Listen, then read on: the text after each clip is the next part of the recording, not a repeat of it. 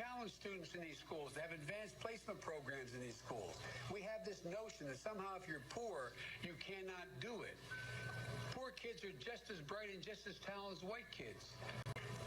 Wealthy kids, black kids, Asian kids. No, I really mean it, but think what we think about it. Poor kids are just as bright and just as talented as white kids, and then he corrected himself. Is this a slip of the tongue that means nothing, or is this something that might damage Biden? Well, I do believe it was a slip of the tongue. Joe Biden, first of all, is playing with a full deck. I just want to correct that. I know the president said that. He's playing with a full deck. Was it a slip of the tongue? I think so. He corrected himself. We all make this kind of mistake sometime. Joe Biden has always said, every child deserves both a head start and a healthy start. Kids born into poverty should have the ability to rise. I know Joe Biden. I know what he was trying to say. It was an unfortunate error, but I don't think it's going to hurt him, and I tell you why. Because most people like me, we know him. I mean, we know him. I've grown up. I've known Joe Biden for 30 years. Over half of my life, I've known Joe Biden. I've known Joe Biden like many other politicians, including one who occupies the White House, President Donald Trump. And notice I call him President Donald Trump. I didn't call him Donald. I didn't call him Trump. I call him President. We often forget that people make mistakes. And was it a mistake that he should avoid in the future? Absolutely, because it can be taken out of context and proven. And people, I've seen it in the black community this morning saying, hey, is Joe showing some signs of racism? And I've seen it, on the national news, like, hey, was this just a slip of the tongue or something else? Hey, it's Joe Biden. Relax. It is definitely Joe Biden, Donna. Last question. Biden was specifically asked to call, or it was pressed basically, to call President Trump a white supremacist. He declined to do so. He said, I'm not going to go there. You're trying to pull that particular soundbite out of me. I'm not going to give it to you. Kamala Harris sort of dodged that same question. Other people like Elizabeth Warren saying, absolutely, yes, Donald Trump is a white supremacist. What's your take on that question and how Democratic candidates are responding to it? First of all, I'm really upset. When I returned home from my quote-unquote summer vacation, I really wish I was back on a little small boat, going around the Greek islands. Ooh, yeah. That sounds nice. We should talk about that another time. Oh, my God. That guy, if I have to give you any advice, it is take time for yourself because you only have one life. And I'm so grateful that I had an opportunity to go to so many islands, so many places where my faith teaches me to understand, my path and my future. So that aside, this conversation about race, racism, domestic terrorism, white supremacy, white nationalism, I am profoundly saddened as an American. The reason why is to point fingers and to play this so-called blame game. President Trump had nothing to do with the maniac, and I'm being gracious here, the maniac who shot up a Walmart store. He had nothing to do with the person who shot up, the bar in Dayton. This is unbecoming of a country. The president of the United States, should not be blamed for, these individual killers. But what we have to hold each other responsible for is our tone. We all have to set a tone. These are children who are committing these murders. Children, 19, 21, 22, children. We need to set a tone for our kids, for our future, for the values that we share as Americans. And, we like these gotcha questions. Hey, are you a racist? I don't like that. I'm black. Yes, I'm black. That's who I am. But that's not everything. You don't know anything else about me other than the color of my skin. That's not how we should do it. I'm speaking as Donna. I'm not speaking as a Democrat. I'm speaking as Donna. I want people to get to know me. Hey, not everybody's going to like me, but I guarantee you this. If you ate my gumbo, you would. Hey. Hey, Mark, Well, can you hear and me? it sounds like if you go on vacation with you, you'd Hey, like you good, even everything's better. Oh, my God. That Greek Isles, like you said, you only live once. It's YOLO Yes, Friday we advice do. with I Donna came in Brazil. and Also, magically some real waved my wisdom wand mixed and in it started that working. last answer about race and the way that we Yes, talk to I each did. other. All I did And was just Donna, let me switch just say once you know, more to, that our thoughts go out to your family, what and is let's that, hope PDM that one? your cousin, that And bingo. precious little There it 9-year-old was. girl, has a very speedy recovery, Donna. And I hope you can find some Yeah, they peace know. and a little In bit of fact, relaxation this weekend. I Jack will. And let me just say came one last thing. earlier, There were he's here 140 right now, people on and the boat. I troubleshooted estimated about KJ 100 to of get us the were other thing Americans. going, to There talk was back. a earthquake So, while we yeah. were there. And you So, know what we thank did? God, thank We God. checked on each But other. if I couldn't talk to you, Mark, there would be Think a about serious that. problem. We were Americans Seriously. abroad, I may not be able to hear you, but enjoying you our would be able to hear vacation, me. and we checked on each other. I love my country. I love the Lord. And thank you, guys, for having me on today. Thank you. On that note, thank you, Donna. We'll Thank take a you. break and Yeah, wrap things and up I was next on The prepared Guy for that Benson too, Show. Vector. You're But listening in to any case, Guy take your Benson. cell phone number down at some point, so Get your Jersey on with Tommy G. Weekdays 3 to 6 on the voice of Central Jersey. 1450 WCTC New Brunswick, a Beasley Media Group station. Are you tired of the nightmare of trading in a market that feels rigged? Don't you just want to see your account balance grow and not feel so anxious about every single trade? Well, it's time you discovered the Money Press. The Money Press uses the new weekly options and market forces already taking place to create your very own How are the growth and Patriots income doing? printing press. If consistent weekly income and brother. spending 20 minutes a week at your computer is your thing, then you've got to check out this real proof from my real brokerage account. Go to paycheckproof.com. You'll be able to watch a 7-minute video detailing how it's done. The best part is you can start small and go at your own pace. Oh If my making God, an 8 to extra nothing, $3,000 to that's $5,000 per month has prevented you from being able to retire, you definitely need to know about this. Even if Yeah, you've so been there was lazy only and one unlucky in the highlight, right? past, let me prove to you how the Money Press will work for you. Go to paycheckproof.com to see the video. That's paycheckproof.com. Individual results may vary. There's no guarantee that past performance will be indicative of future results. Invest wisely. Non-attorney spokesperson, ad sponsored by OpenJar Concepts. Attention veterans and active duty military. If you were issued earplugs between 2002 and 2016 are. and were It's diagnosed connected. with hearing We're ready loss to or record. ringing in the ears, you may be Yes. entitled And to they're gonna win compensation. tonight. The manufacturer of these military earplugs recently paid $9.1 million I'm to gonna get my resolve magic claims that wand their out. earplugs were I'm defective, gonna do it. potentially exposing service members to Win, damaging win, sound win. levels that could have resulted in hearing loss or tinnitus. If you or a loved one were issued earplugs and were diagnosed with tinnitus now, or is hearing there loss, still a don't chance? wait. You fought for this country, and our attorneys want to fight That's for you. nice. Call 800-303-5053 now for a free legal consultation and to see if you may be eligible to file a claim. Yeah, they can't be Time restrictions may around apply, here. They need and to, you pay nothing unless get on there's the a ball, recovery no in your pun favor. intended. So call 800-303-5053.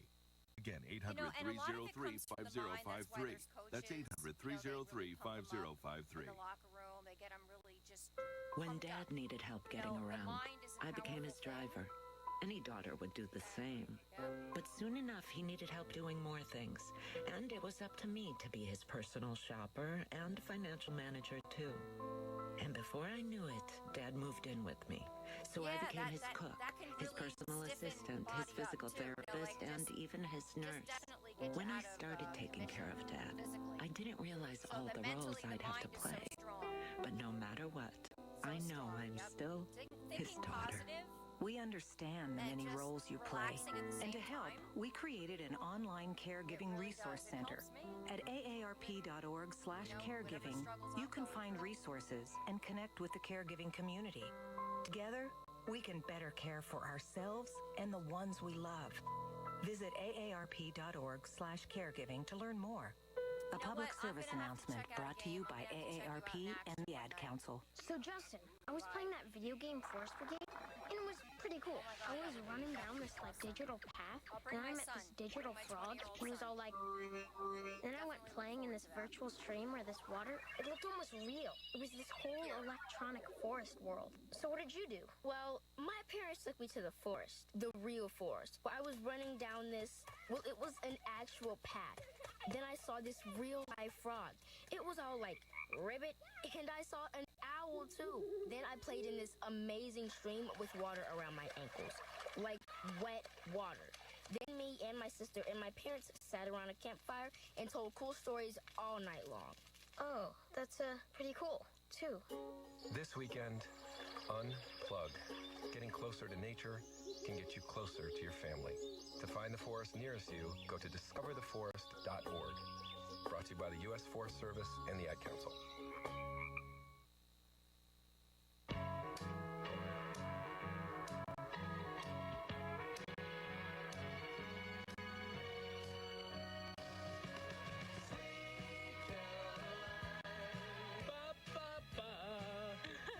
That's me. Home stretch on the Guy Benson Show.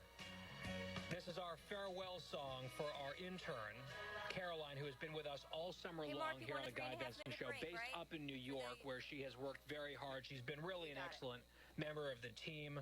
She has executed her duties with excellence, and she has also managed to stay completely sane despite being under the constant tutelage of Christine, who is on vacation and cannot defend herself on the program tonight.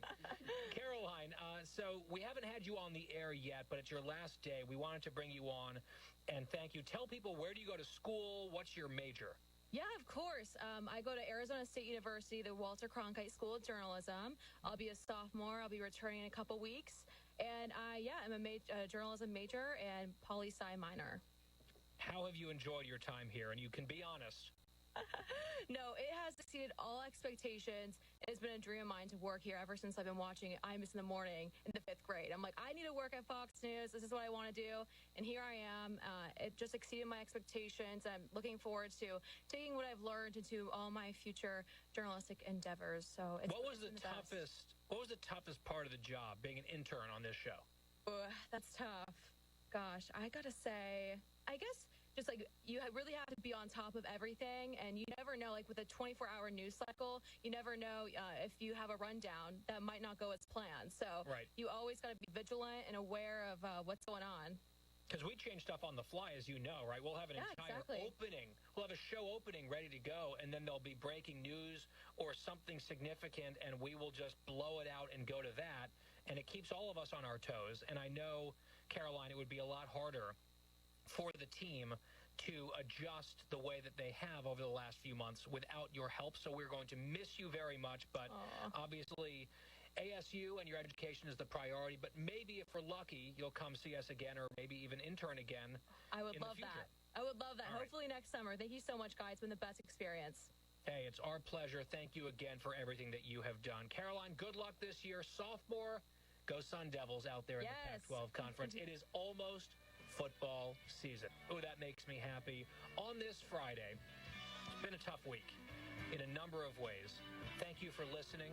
Thank you for thinking through some of these issues with us here on The Guy Benson Show. A brand new week starts on Monday right here. We'll see you then.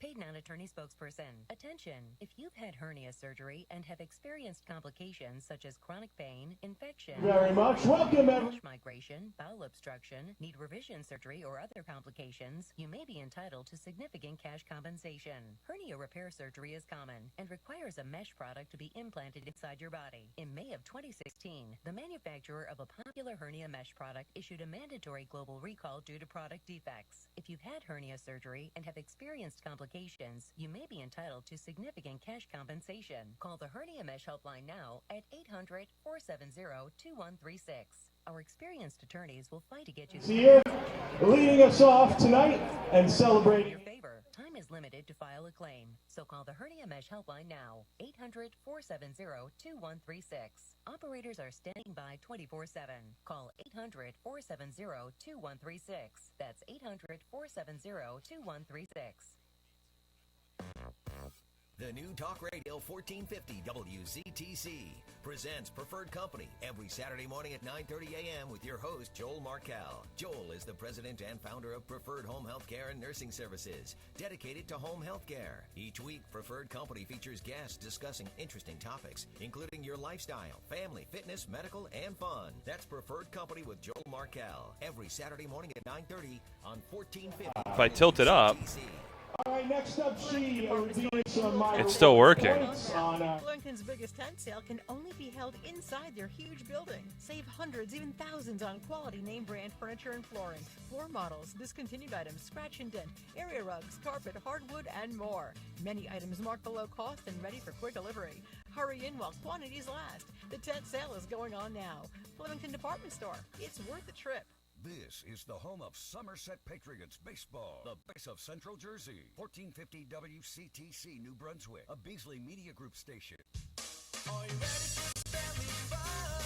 Have a ball with everyone. It's a slam and hit. Come on and get patriotic. The new Talk Radio 1450 WCTC and WCTCAM.com, the voice of Central Jersey sports, presents all the action of the Somerset Patriots, Central Jersey's baseball team. Now, Somerset Patriots baseball. A pleasant good evening and welcome to TD Bank Ballpark in Bridgewater, New Jersey, where tonight the Somerset Patriots take on the Sugarland Skeeters for the second game of a 3-game series and the second game of a 5-game homestand. The Patriots have dropped 2 games in a row. They enter in 4th place in the Liberty Division standings. The Skeeters, on the other hand, they just defeated the Somerset Patriots 8-0 last night, so they hope to make it a 2-game win streak here today.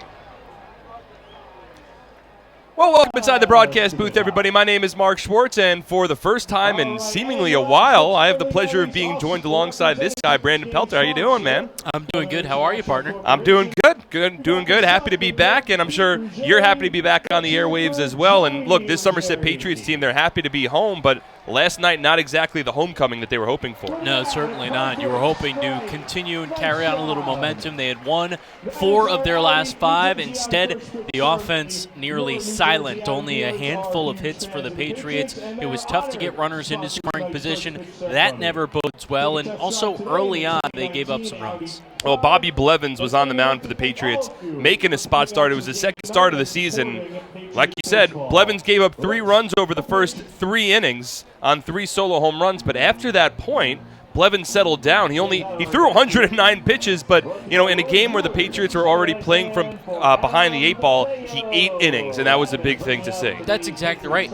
In fact, you mentioned just those 3 runs. They were in the ball game. Things slipped away a little bit later. Zach Zinicola struggled out of the bullpen, walking a couple guys with the bases loaded, and gave up some runs in there as well. But look, at the end of the day, the pitching really doesn't matter a whole lot if you're not scoring runs. Oh, the Patriots only had 2 hits last night. Now, granted, the starting pitcher for the Sugarland Skeeters last night was Chase DeYoung. He actually pitched in the major leagues earlier this season, but still, we thought the Patriots lineup had turned a corner. They had that 4-game win streak last week, and, again, another small sample size. There's only been 2 games, but 2 hits, like you said, not going to get it done.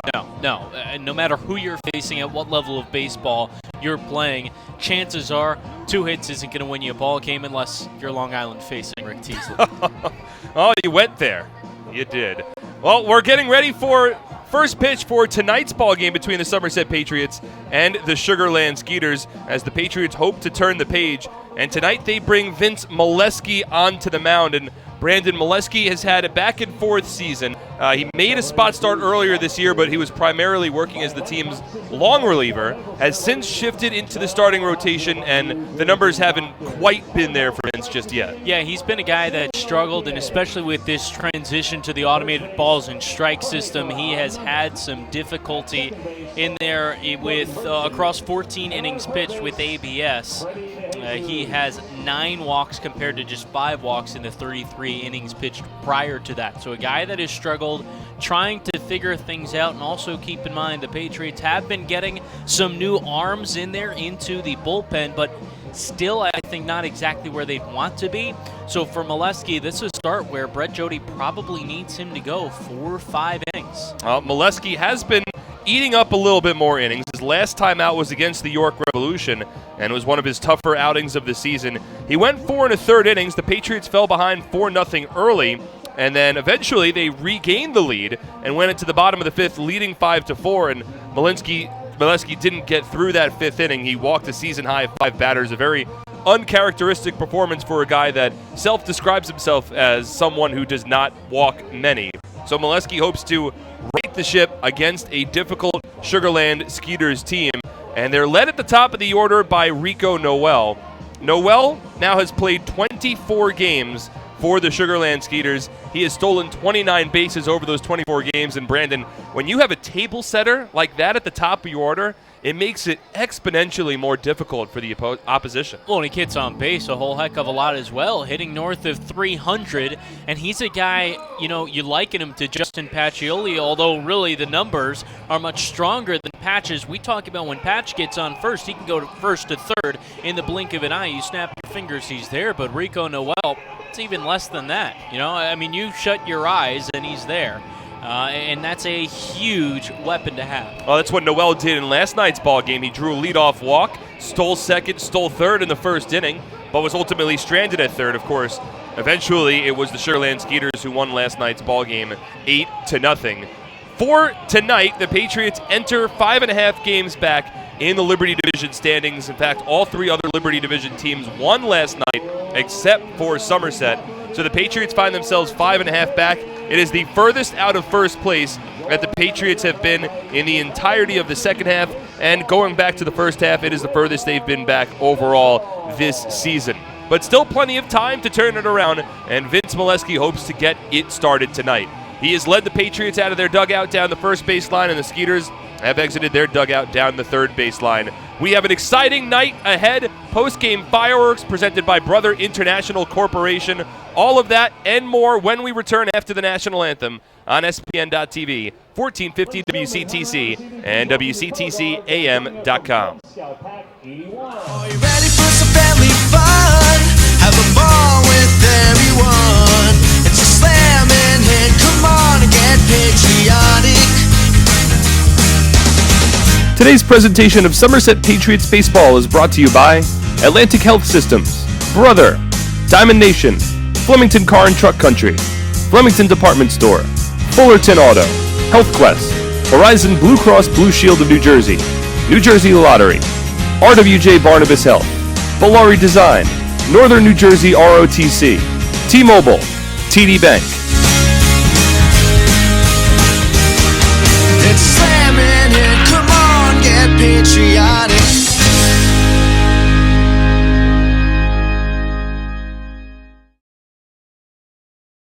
So many good options. Man, I'm hungry. Ooh, let's do healthy today. I think that'll work. The healthy plate. What do we have here? So many good options. What do I choose? We have veggie burger, turkey burger, fruit cup. It all sounds so good, but something's telling me veggie burger. I think I'll have the veggie burger. A lot of great choices here at the Horizon Healthy Plate concession stand.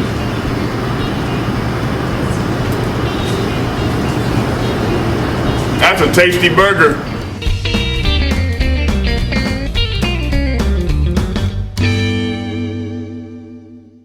So many good options. Presenting the lowest car prices you've ever seen. Wow pricing. Only on Fullerton.com. It'll blow you away. If you want the best deals on all new cars and trucks, don't miss Fullerton's absolutely enormous spring clearance event. Get the lowest prices on our entire new inventory all month long. This month only at Fullerton. So many good options. Man, I'm hungry. Ooh, let's do healthy today. I think that'll work. The healthy plate. What do we have here? So many good options. What do I choose? We have veggie burger, turkey burger, fruit cup. It all sounds so good, but something's telling me veggie burger. I think I'll have the veggie burger. A lot of great choices here at the Horizon Healthy Plate concession stand.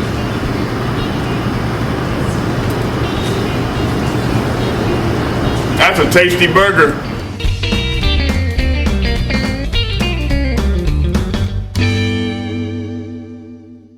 So many good options. Man, I'm hungry. Ooh, let's do healthy today. I think that. I'm fighting cancer. I'm fighting cancer. I am fighting cancer. I fight every day. I fight every night. Every hour. Every minute. and every second. Robert Wood Johnson University Hospital Somerset and RWJ Barnabas Health, together with the Rutgers Cancer Institute of New Jersey, bring the latest research, treatments, and clinical trials close to home. We're fighting cancer. And I'm not fighting alone. Robert Wood Johnson University Hospital Somerset. Let's beat cancer together. So many good options. Man, I'm hungry. Ooh. Nothing is more important than your child's education. The Somerset County Education Association represents the public school employees that make your child's education possible. This includes more than 7,000 teachers, paraprofessionals, bus drivers, nurses, custodians, secretaries, and other outstanding education support professionals. Visit www.sceanj.org for more. And welcome back to TD Bank Ballpark as we get ready for first pitch between the Somerset Patriots and the Sugarland Skeeters. Let's go over the TD Bank starting lineups, and we'll begin with the visiting Skeeters. At TD Bank, expect unexpectedly longer hours that fit your schedule, including weekends. And with 24/7 access through online and mobile banking, you can bank whenever, wherever. TD Bank, unexpectedly human. Member FDIC, TD Bank, NA. For the Skeeters tonight, a very similar lineup to the one they put out last night. In fact, each of the first 7 batters are the same. Rico Noel leads off at center field. Anthony Giansante hits second at second base. Jason Martinson's the shortstop batting third. Dennis Phipps, the DH, hitting cleanup. It's DJ Peterson at first base. He hits fifth. Zach Borenstein in right field batting sixth. In left field hitting seventh is Winton Bernard. Back behind home plate, fresh off of a 5-game suspension, is Albert Cordero. He hits eighth. He's the catcher, and rounding up the order is Blair Beck. He gets the start at third base with Juan Silverio getting the night off. As those 9 men work against Vince Molesky on the mound for the Somerset Patriots. Molesky, his 20th appearance of the season, 5th start. Through his 5 starts, he has 4 no decisions, 1 loss. That coming on the 25th of July at Lancaster, ended up being a 10-0 Patriots L. So a 3-1 record overall, 47 innings pitched. The ERA inflated to 6.32, and we've mentioned his struggles pitching to this automated balls and strike system. And he was the first Patriots pitcher to do so in that 10-0 loss against Lancaster. So Molesky finishes up his warm-up pitches. We're about ready for baseball. It's another beautiful Saturday evening in central New Jersey. Game time temperature in the high 70s, wind slightly blowing out towards right center field, and a post-game fireworks show after this one concludes as well. A perfect night at the Jewel of the Atlantic League. So Molesky will step on the mound, and up to the plate comes Rico Noel, the leadoff batter for the Sugarland Skeeters, hitting .307 on the season, 1 home run, and 7 runs batted in. Molesky gets the signal from the home plate umpire Silvio Martinez. He'll work from the stretch, and the first pitch of tonight's ballgame. It's a fastball taken high. Noel shows bunt, pulls it back. 1 ball and no strikes, and we're officially underway at 7:12 p.m. Eastern Time. Noel drew a leadoff walk in last night's ballgame and stole 2 bases in the top of the first. 1-0 for Molesky. Shows bunt, drops it down the third base line. Barehanded pick by Vince. He'll throw to first base, but Noel simply too fast. It's a leadoff infield single, and Noel takes first. I mean, there is just no defense for that. The Patriots' corners were up. Everybody expecting the bunt. Noel showing the bunt, but perfectly placed in between the base of the mound and the third base side. Chopped it up a little bit, and speed kills, man. So the former big leaguer takes first base to begin the top of the first inning. He is certainly a threat to run, and here comes Anthony Giansante, a right-handed hitter, nicknamed Captain Sugarland. Slightly open stance, bat perpendicular to home plate. Molesky from the stretch, large lead at first base for Rico Noel. And Molesky will throw over. The defense for the Patriots in tonight's ballgame. In the outfield, Will Kenger is placed back in left. Michael Krause in center. Justin Pacioli in right. Teodoro Martinez has the night off. It's Ray Navarro at third base. The shortstop's Alfredo Rodriguez. At second base, Craig Massey. First baseman's Edwin Espinal, and behind home plate is Yovan Gonzalez. Another throw over to first base from Molesky to keep Noel honest. Noel now playing in his 25th game with the Sugarland Skeeters this season. In his first 24 games, he has stolen 29 bases. I'm not much of a mathematician, but I'm pretty sure that's over a stolen base a game. Including a 6 stolen base game early on once he signed with the Skeeters. First pitch now to Gene Santi is a fastball taken up and in. 1 ball and no strikes. The umpires for tonight's ball game, it's Silvio Martinez behind home plate, assisted by ABS calling balls and strikes. Jorge Teran at first, and last night's home plate umpire Freddy DeJesus is tonight's third base umpire. 1-0. Breaking ball. Misses outside. 2 balls and no strikes. For Rico Noel in his second game with the Skeeters on the 13th of July against the Long Island Ducks. 2 for 3. 2 walks. 6 stolen bases. He was caught once. So 7 stolen base attempts. Large lead off of first for Noel. He bluffs as a breaking ball is called a strike. Snap throw down to first base, and Espinal applies the tag after Noel gets back to the bag. 2 balls and 1 strike. Good thing for Somerset is their best defensive catcher behind the plate, Yobi Gonzalez, tonight. 2 balls, 1 strike. There's a runner at first base with nobody out in the top of the first inning. We're just underway. No score. Molesky from the first base side of the rubber, and he'll throw over to first again. And this can oftentimes happen where speed can slow a ball game down. Molesky not the fastest from the mound to the plate, so certainly has to throw over a good amount of times to keep Rico Noel honest. Noel's held on by Edwin Espinal at first. 2-1. Swung on, popped up, foul. Behind home plate, over the backstop, and onto our outie sweet level. Pops back down where a fan makes the catch, and it's a 2-2 count.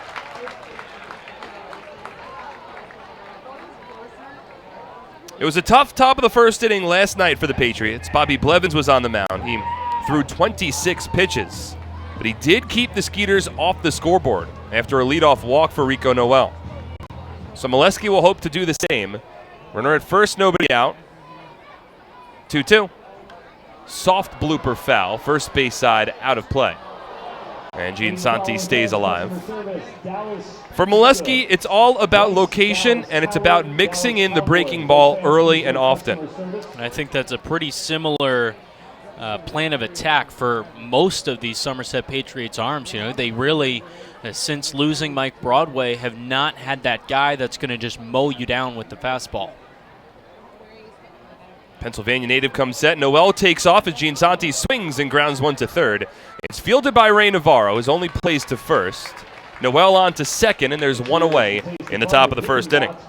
Hard hit grounder over to Navarro, who played it on just a hop. And, you know, I think Ray continues to play a really good third base. He made that play look fairly easy, and that ball kind of hopped up towards his hip, playing on the left side of his body, able to make the easy throw, and good thing Noel was in motion, staying out of the double play.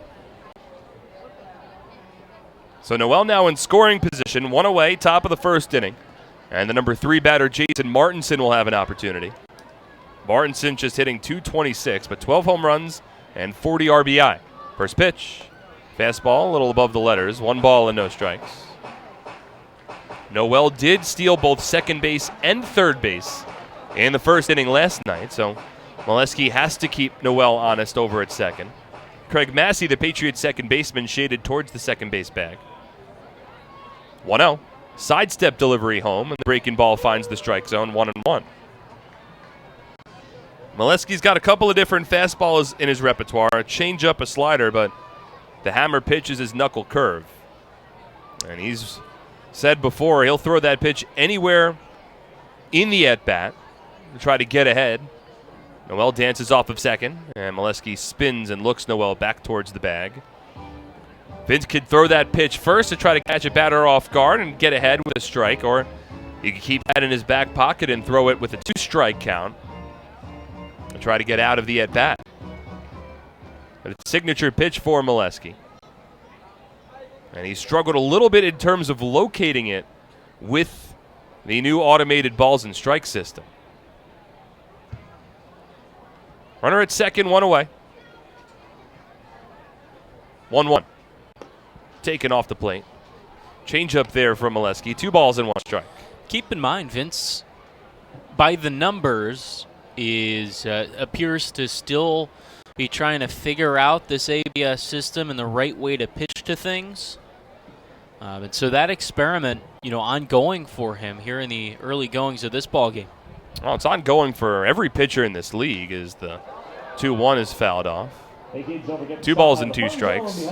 For a lot of these guys, it changes the way that they've approached pitching their entire career. I was talking with David Holmberg back before his last start in York, and he said that when he was even in the major leagues, he made a living out of getting umpires to call pitches that were off the plate. And no longer is that the case. You can't fool the umpire. He's not the one making the call. 2-2. Swinging a ground ball to the left side. It's past Rodriguez into left field. Up with the ball is Kenger. Holding up on the play was Rico Noel, so he advances to third. Martinson to first. And the Skeeters have runners on the corners, still 1 away in the top of the first inning. Well, for Noel at third, that's a really tough read to make. And ground ball on the left side, if it's fielded, you're not advancing. And so he had that in mind. It was not the hardest hit off the bat of Martinson. So Noel could not advance until he saw that go past the diving Alfredo Rodriguez and into left. So now Molesky will work against Dennis Phipps. Already 13 pitches in the top of the first inning for Vince. Double play is in order with runners on the corners and 1 out. Phipps, the team's DH. First pitch. Taken low and outside. 1 ball and no strikes.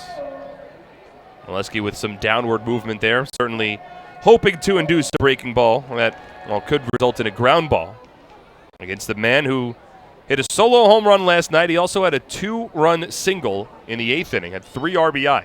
1-0. Breaking ball stays up and in. Phipps now with 19 home runs on the season. It's tied with David Washington for the second most in the Atlantic League. Trailing only Telvin Nash.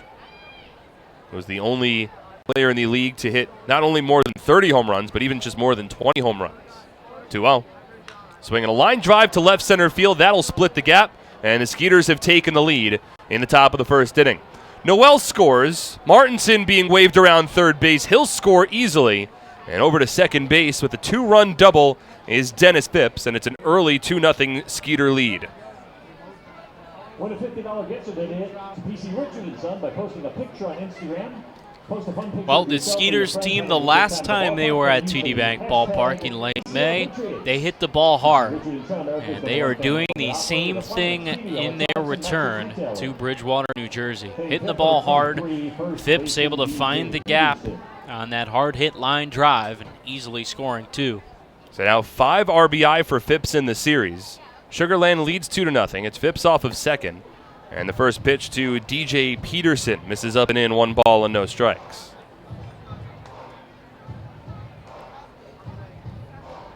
Peterson hit a solo home run last night. In fact, it came in the second inning, and it opened up the scoring. It was his 3rd home run of the season for Sugarland. 1-0, called a strike, 1-1. And last night was just the 9th game of the year for Peterson. So 3 home runs and 6 RBI for the Skeeter first baseman in his first 9 games in the Atlantic League. He's got a runner at second base and 1 away in the top of the first inning. 1-1. Line drive hit foul. Towards comfort seating down the third base line. 1 ball and 2 strikes. And this is a Sugarland team that is figured out and kind of found their fountain, if you will, of replacements. Because this team over the course of the season has had 12 contracts purchased by major league organizations, 3 by the Mexican League, 15 players in total they've lost. 1-2's blooped foul. And that in addition to Pete Incaviglia having a pretty quick hook with some of his players. Yep, that's exactly right. Their starting shortstop, Alvaro Rendon from last year, was dropped at the beginning of the season. Jared Mitchell, an all-star in this league. He was an outfielder. He was dropped. Brent Jackson was a shortstop for them earlier this year. He was released as well. 1-2. Line drive down the left field line. Kenger races over. That drops in fair. 2 hops to Kenger. Rounding third base is Phipps. The throw will come home, but Gonzalez can't handle it. Phipps scores standing. On to second base goes Peterson, and it's a 3-0 Skeeter lead. Well, that one fisted down the left field line.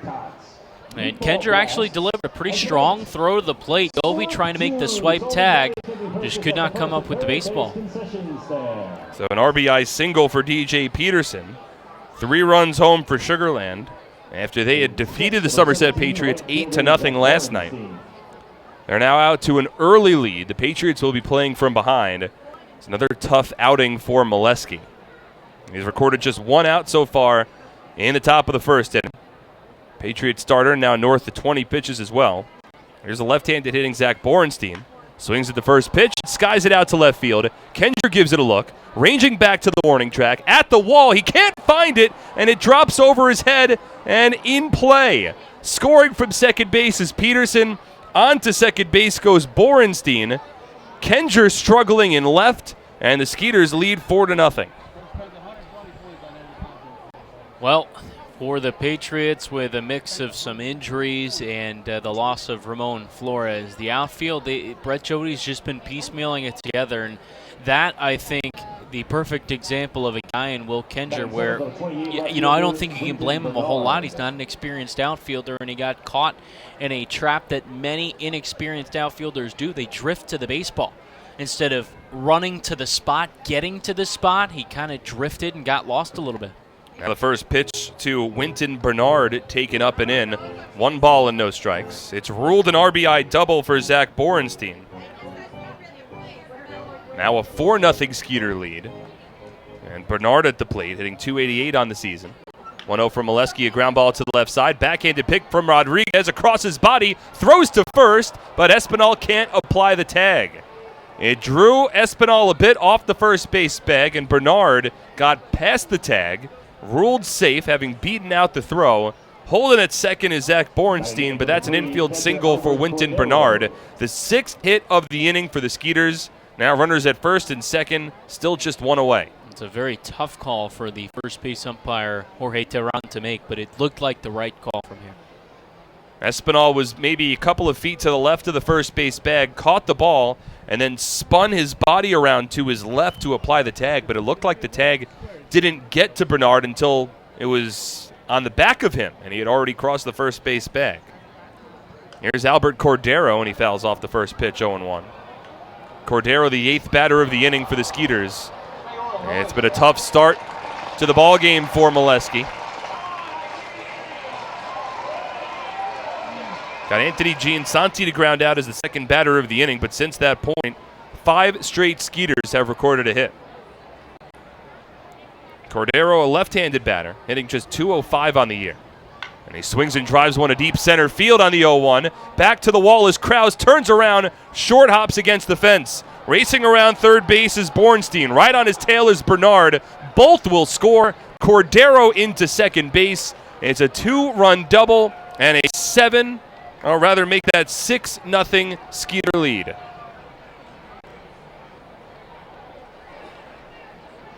The tough thing for the Patriots is Molesky's just going to have to battle. Well, Cordero hit that ball hard to center field. Michael Krause has a lot of range, but wasn't able to get to that one. And for Cordero, it's his first at bat after a 5-game suspension for his involvement in a benches clearing brawl with the Lancaster Barnstormers. And he returns with a bang, a 2-run double. He's off of second.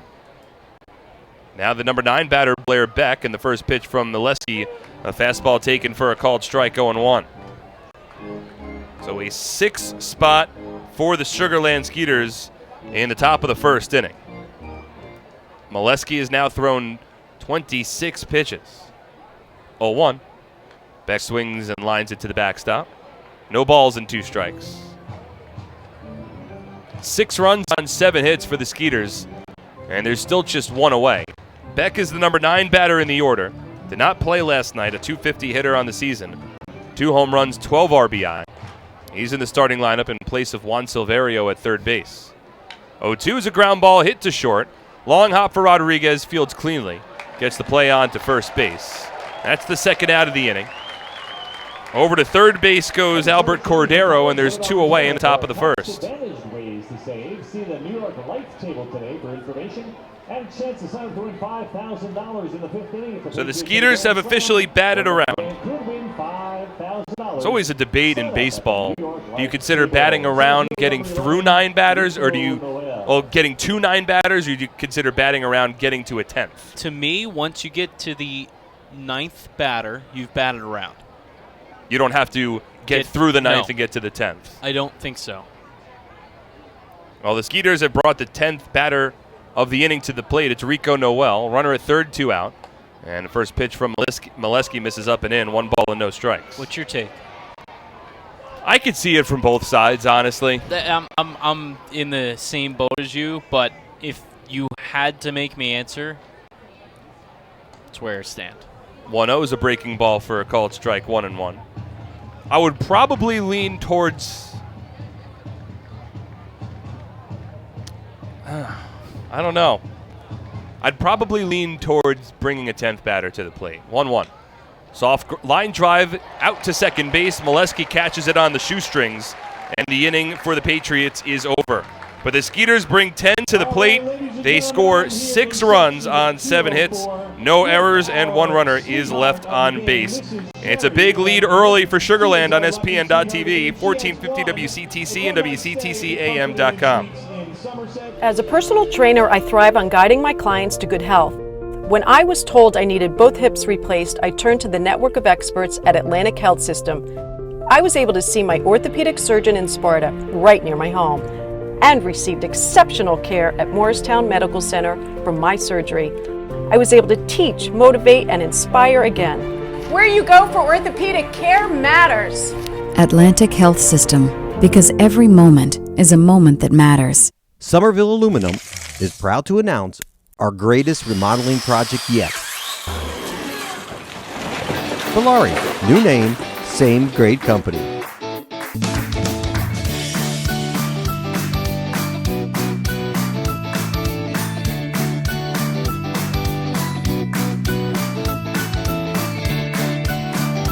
Valari, home remodeling since 1950. Visit ValariNJ.com to learn more today. I usually do caps. For 30 years, Brother International. Perspiration, and information. Hi, I'm Danny Lippard. Each week on Today's Homeowner, we cover the tips, techniques, and practical solutions you need to make your house the best-looking house on the block. Along with my co-hosts Alan Lyle and Amy Hughes, we tackle your home improvement questions while having a little fun along the way. So join us Saturdays at 12 noon here on 1450 WCTC and WCTCAM.com. From TD Bank Ballpark, the Sugarland Skeeters in front of the Somerset Patriots 6-0. Quickly, the TD Bank starting lineup for your Patriots, managed by Brett Jody, assisted by Glenn Barker, John Hunton, the athletic trainers Phil Lee, also assisted by Fox Spire. Craig Massey leads off, Justin Pacioli hits second, Will Kenger third, Edwin Espinal, the Raritan Building Services cleanup batter of the ballgame. Batting fifth is the DH Michael Ullman. Batting sixth is Ray Navarro. Alfredo Rodriguez hits seventh. Mike Krause eighth, and Jovan Gonzalez rounds up the order, hitting ninth. On the mound, making his second start of the season for the Skeeters, is the righty Mike Housechild. Housechild signed recently by Sugarland. His first pitch to Craig Massey, a fastball at the knees for a called strike. He's a 6'3" righty. So far, 1.0, 1.80 ERA through his 5-inning start. 0-1 to Massey, slapped foul down the left field line. And that in his only appearance with the Skeeters. Earlier this season was with AAA Memphis and the St. Louis Cardinals organization. Went 1-3 with a 7.96 ERA in 10 games and 9 starts. From the windup, 0-2 to Massey. Fastball that misses just a bit inside, 1-2. Housechild's first and only start with the Skeeters came against the Lancaster Barnstormers last week. 1-2. Massey swings, softly grounds one to third. It's under the glove of Blair Beck and into left field. And the Patriots with the leadoff man aboard to begin the bottom of the first. Well, but a game like this, you just need to pass that baton. I know we've talked about it a lot, the way the Patriots offense is oriented. But, you know, you just got to slowly but surely chip away. A run or two here and there. And you're in this ball game. So it's been ruled an E5 on Blair Beck, much to the dismay of a number of Patriots at the top step of their dugout down the first base line. Massey takes first. And here's Justin Pacioli. First pitch misses inside 1-0. We've had this discussion, and I'm a much tougher official scorer than you are. That's an error in my book. I think it's got to be an error. I mean, the ball wasn't hit particularly hard by Massey, and it was right at the third baseman. 1-0. Pacioli takes inside. 2 balls and no strikes. It's Blair Beck at third, and I mean, the ball kind of short hopped to him. It might have hit the lip of the grass. It didn't make contact with the glove, but I mean, it was right there for him. It's a play that if you ask Blair Beck, I'm sure he'll say that he probably should have made the play. Pacioli bloops one down the first baseline foul. Giving it a look is DJ Peterson, but it lands in the stands 2-1. And, you know, for me, I always kind of think, does the ordinary third baseman in this league make that play? Yes. Does he make it with ease? Yes. To me, that's how I would score an error, or make that decision, I should say, in scoring an error. Can it be made with reasonable effort? Massey off of first, 2-1. Taken low. 2 balls and 2 strikes. Well, hit or error, the Patriots need base runners. They trail 6-0 after the top of the first inning. 7 hits for Sugarland in that top half of the frame. Massey has speed off of first. Not a large lead. 3-1. Pacioli takes low and in, ball 4. Well, look, Rome wasn't built in a day. There's still 9 innings of baseball to play for the Patriots, so cutting into this deficit early could go a long way to try to right the ship. No doubt about it, but the Patriots need to do what they tend not to do well in games that their offense struggles, and that's hitting with runners in scoring position. So 2 of the faster base runners for the Patriots aboard. It's Massey off of second, Pacioli off of first. Nobody out, bottom of the first inning. Here's Will Kenger. First pitch. Kenger swings and lines it to the backstop, 0-1. Kenger, the team leader in batting at a .318 average. Home runs with 12. And ribeye steaks with 54.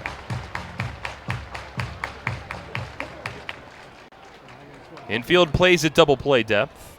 The righty Housechild comes set. Black glove at the belt, checks the runner at second. Here's the 0-1. Misses well outside. 1 ball and 1 strike. Such a comfortable evening at TD Bank Ballpark. Now 78 degrees. Wind blowing out to straightaway center field. These early to mid-August nights can start to get a lot more comfortable. 1-1. Kenger swings and tops one foul. First base side, rolls softly to the Patriots dugout. A ball and 2 strikes. Last night, looked at my phone and I thought I saw mid-60s. Yeah. Later on in the night. It's supposed to drop to the low 70s, high 60s as this evening progresses. That's some of the best weather. 1-2. Kenger just gets a piece of one to stay alive. It was a breaking ball from Housechild and a weak swing from Kenger, but tapped it foul. Still a 1 ball, 2 strike count. Kenger riding an 8-game on base streak. Numbers don't pop off the page during those 8 games. He did have a big game against the York Revolution, and that 16-1 drubbing was a triple shy of the cycle last Tuesday. 1-2. Called strike 3. A fastball that just shaved the inside part of the zone. Kenger took the pitch. He's called out on strikes, and there's 1 away. It was a fastball in, and just catching enough of that inside corner. So an unproductive out from Kenger. With runners at first and second, would like to see a way to... Look, you're not going to bunt this early in the game with your 3-batter, but at least try to get the runner from second onto third base. I don't know what you think, Mark, but at times it almost seems like the Patriots' bats are content on working a walk rather than looking to drive runs in. First pitch to Edwin Espinal. He's swinging, and he grounds it foul down the third base line, 0-1. Well, the Patriots swung the bat a lot better over the most recent road trip. And there was a number of situations where they were coming through with runners in scoring position. And they came in bunches, almost like once the floodgates opened up, then everyone started hitting with a little more confidence. But this is an important bounce-back evening for Somerset after last night. 0-1 to Espinal misses inside, 1-1. Speaking with Somerset Patriots manager Brett Jody, he thinks that one of the keys to turnaround for this team came on last Sunday when the Patriots were in Southern Maryland. They were working against the right-handed starting pitcher in Michael Kelly, who struggled mightily with his command. 1-1. Espinal takes low, snap throw down to second base, and Massey dives back in. And it was Kelly's struggles with his command that almost forced the Patriots to become a little bit more patient at the plate, and that sort of rode into a bit of momentum for Somerset over the next couple of days. But Brett did express some concern, saying, you know what, eventually we're going to run into a tough pitching matchup, and it's how we bounce back after that. Well, that's what happened last night for Somerset. They were held to 2 hits over 9 innings. And now tonight, we'll see how they respond, because this is a team that mentally was struggling during that 7-game losing streak. There's no two ways about it. So are they able to turn the page quickly in a ball game like tonight? Or does the frustrations from last night sort of fester over? We'll see. 1-2. Swinging a hard-hit line drive right to short, but it's picked off by Martinson. He doubles off Massey at second base, and the inning is over. Somerset had 2 on, nobody out, and they come up empty. And that's a tough line-out double play for Edwin Espinal, and it's a 6-0 Skeeters lead heading to the second inning on SPN.TV, 1450 WCTC, and WCTCAM.com. It's time to celebrate with a birthday party at a Somerset Patriots game. Introducing our exclusive Domino's All-Star birthday packages for the upcoming season. Got a kid you want to have remember a special birthday for years to come? Well, the Patriots have 3 different kid-specific birthday packages that'll make their next birthday the most memorable one yet. Book a party package and upper box seating, enjoy an all-you-can-eat barbecue buffet in the NJM picnic area, or elevate your party into a fun-themed private suite uniquely designed for kids. Every Patriots party also comes with a crowd rendition of Happy Birthday with the birthday child on the field, a birthday t-shirt, an autographed baseball, and birthday invitations. Contact our group sales department for more information on how to celebrate a birthday in style today. Well, New Jersey, I don't think would have a big library. Health facility. Let's be healthy together.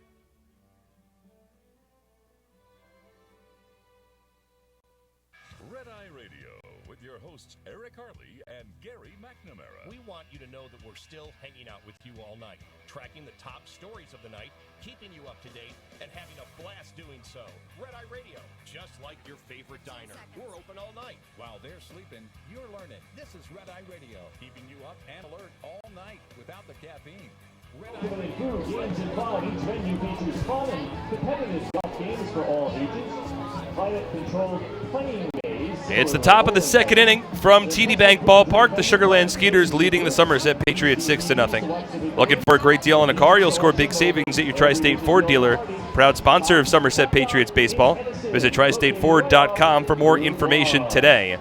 Fans all season long, the Patriots have teamed up with AARP New Jersey to offer its members discounted tickets to every Sunday home game. Be sure to mention the code PATRIOTS3 and that you're an AARP member to get a 50% ticket discount. AARP, real possibilities. Anthony Giansanti leads off in the top of the second inning. First pitch taken low, 1-0.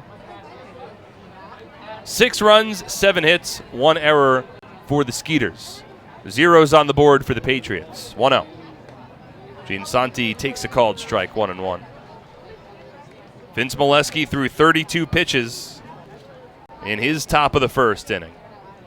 At one point, gave up 7 consecutive base hits. 1-1. Giansanti takes low. 2 balls and 1 strike. Some of them harder hit than others.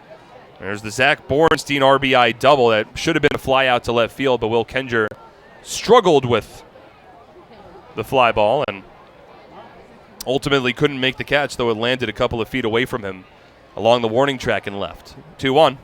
Giansanti softly taps one foul towards the dugout of the Skeeters down the third baseline, 2-2. So it'll be a long road for a comeback tonight.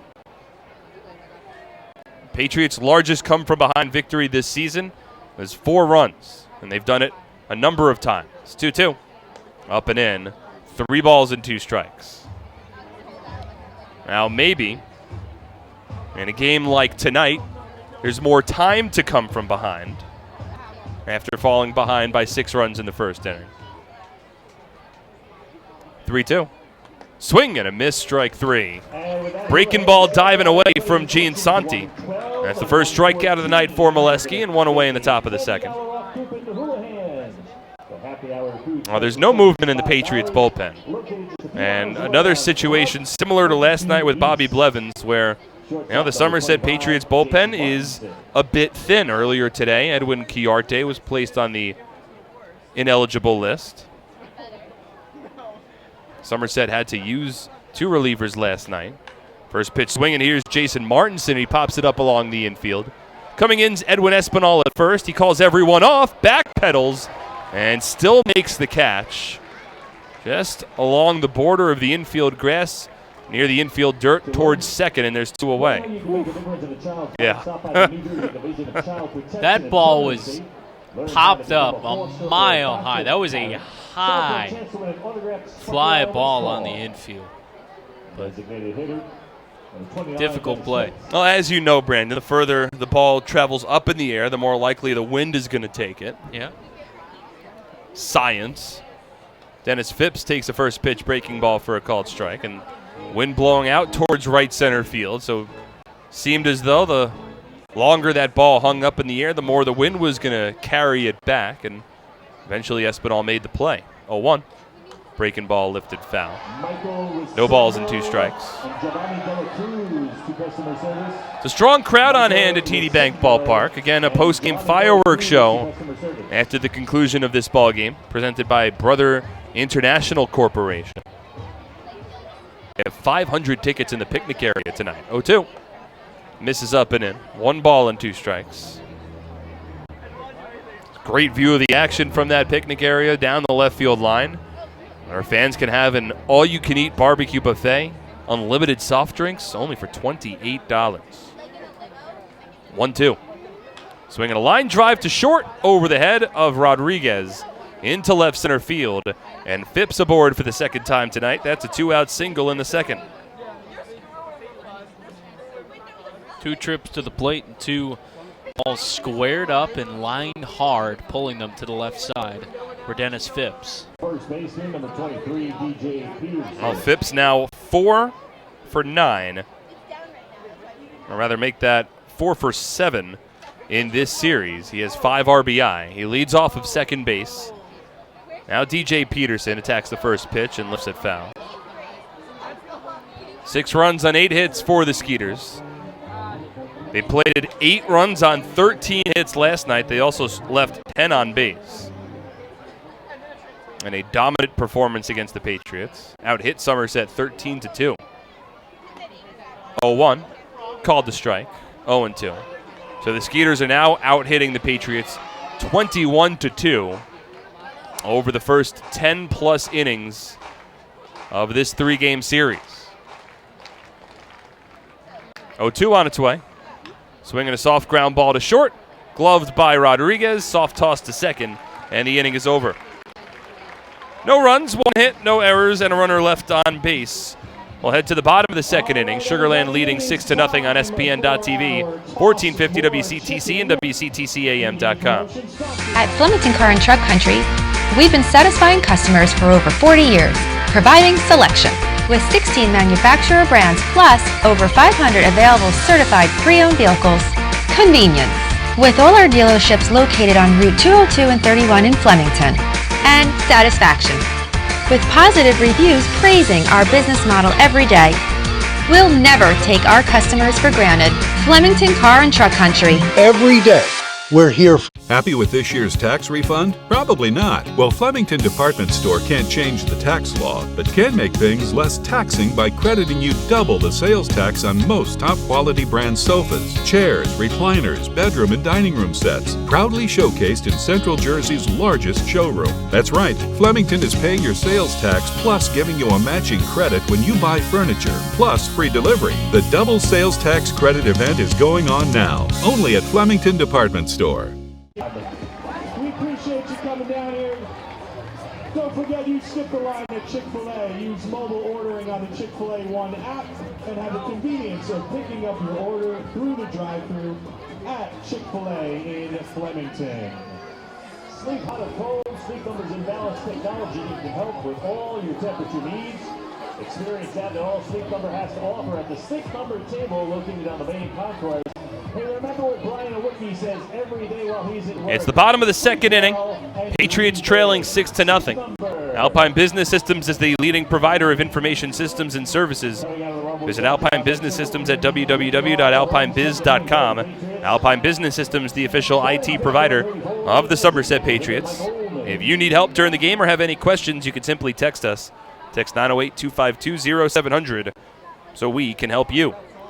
Mike Ullman to lead off. Swings at the first pitch and pops it up. Shallow center field. Racing out to the shortstop Martinson. He's called off by the center fielder Noel, who makes the catch above the brim of his black cap, and there's one away. Patriots in their home whites, white pants, navy cap, navy brim. Sugarland wearing those same black road uniforms that they wore last night, with the white and horizontal blue striping. Gray pants, black hat, black brim. Now Ray Navarro with one out, nobody on in the bottom of the second inning. 6-0 Skeeter lead. Mike Housechild back on the mound for his second inning of work. And sure, for a guy like Housechild, as the first pitch to Ray Navarro misses Lonan, 1 ball and no strikes. You'll certainly take a 6 spot of run support before you even step on the mound. 1-0. Fastball misses outside. 2 balls and no strikes. Certainly never hurts. I don't really believe that it even takes off any of that competitive edge either. I mean, these guys are out there playing for their livelihood. 2-0 to Navarro. He's called to strike 2-1. Every outing's an opportunity to be seen by a scout to have your numbers improved. So you're going out there to you against the world mentality when you're on the mound. 2-1 to Navarro. Is a ground ball hit to second base, fielded by Giansanti. On to first, and there's 2 away. Thanks, 7 to 8, shortstop Alfredo Rodriguez. 2 out, nobody on. Now Alfredo Rodriguez, who had one of the 2 hits for the Patriots last night. He had a double in his first at-bat to right center field against Chase DeYoung. The only other hit in the night for Somerset was an infield single for Craig Massey on a play that had a poor throw from the second baseman Anthony Giansanti. First pitch to Alfredo Rodriguez, taken for a called strike, 0-1. The 2 hits in last night's ballgame was the lowest hit total in a 9-inning game for the Patriots this year. 0-1's a ground ball to third, bobbled by Beck, and he can't collect it. He doesn't have a play. Rodriguez to first, and the inning continues. It'll bring up Mike Krause. And that's ruled an E5. Second error of the night for Blair Beck at third. The ball was hit to Beck's left. He arranged a couple of steps towards the second base bag. Ball didn't seem to take any bit of an odd bounce.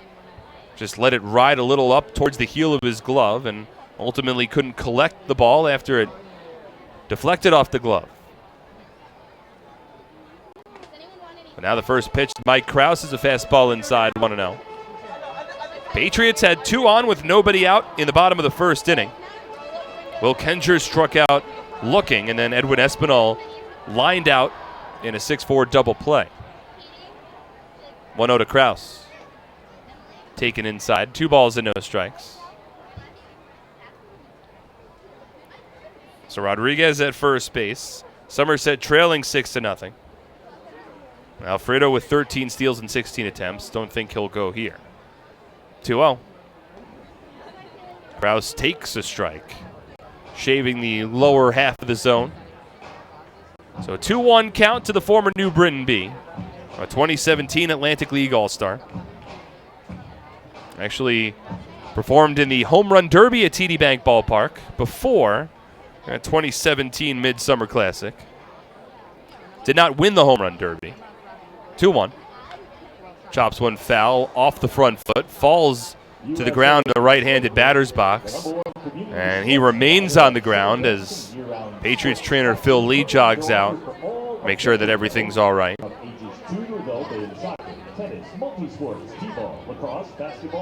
Krause has now risen to his feet, but a noticeable limp as he slowly walks away from the right-handed batter's box and begins to test out the leg down the third base line.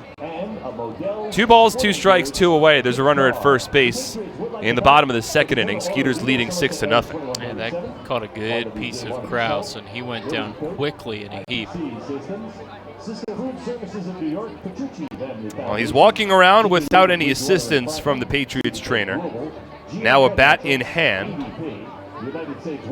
Phil helping put a little more weight, looks like on the left leg of Krause, and certainly seems as though Krause is primed to stay in this ballgame. But he did not win the 2017 Home Run Derby. In fact, it was Zach Wilson, the first baseman from Southern Maryland, who won that Home Run Derby, and then was later in the night named the Atlantic League All-Star Game MVP.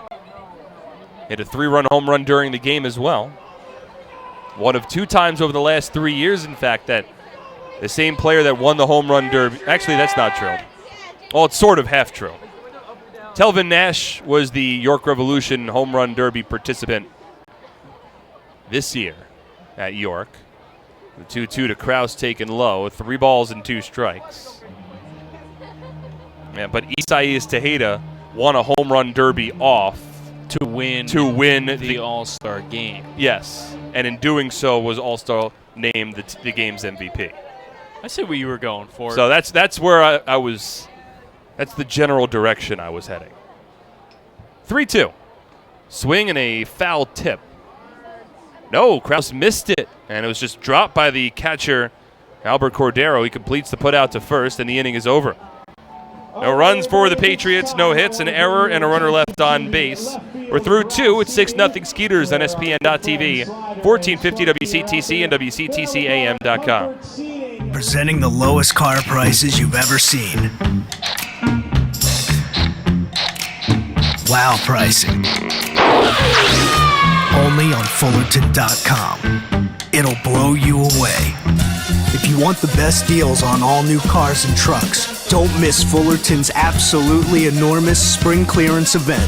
Get the lowest prices on our entire new inventory all month long. This month only at Fullerton. For over 85 years, in every county across the state, we've protected the health of New Jersey, covering families and businesses through life's big moments and the small ones. Because we don't just work here, we live here too. Over 5,000 local employees, all with the same purpose, taking care of you.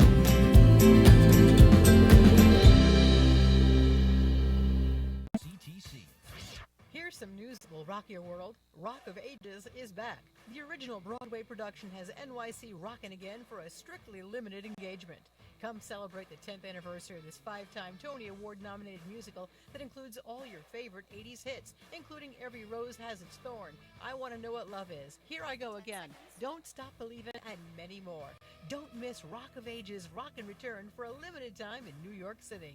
Get tickets today at rockofagesmusical.com.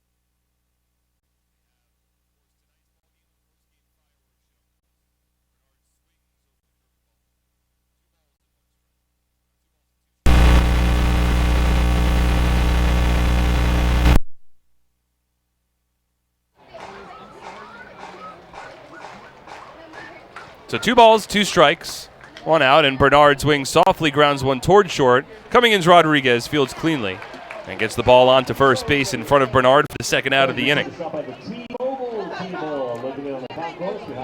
So it'll be an exciting game tomorrow between the Patriots and the Skeeters. Not only the action on the field, but there will be an appearance from Corbin Burnson, who played Roger Dorn. It'll be our 30th anniversary of Major League celebration. Wow. 30 years since that film came out, much to the allure of baseball fans everywhere. Vince Molesky from the stretch, in the first pitch to Albert Cordero. Outside, 1 ball and no strikes. Well, pretty cool announcement from Major League Baseball stemming from another terrific baseball movie. Yes. The Yankees and is it the White Sox. White Sox, yeah. 1-0. Cordero swings and skies one out to center field. It's Krause lining it up. He makes the catch. And Vince Molesky with a 1-2-3, top of the third. We'll get into that exciting announcement when we return. It's a 6-0 Skeeter lead on SPN.TV, 1450 WCTC, and WCTCAM.com. Attention troops, Scout Nights with the Somerset Patriots will be returning to TD Bank Ballpark for the upcoming season on Friday, June 28th, Sunday, July 28th, and Thursday, August 29th. Additionally, our Girl Scout days are set for Sunday, June 30th, and Saturday, September 21st. Troops will have the honor of presenting both their PAX banner along with our nation's colors on the field before the game. A parade around the field will end with the troops lining the infield during the national anthem. Scouts looking to earn badges for presenting the colors and going on a go-see-it outing can fulfill both, all while enjoying America's pastime. Tickets begin at just $8.50 for everyone in the group, with commemorative Scout patches available for just $1.50. Visit SomersetPatriots.com or call 908-252-0700 so you can get involved and have your troop honored at a professional baseball game.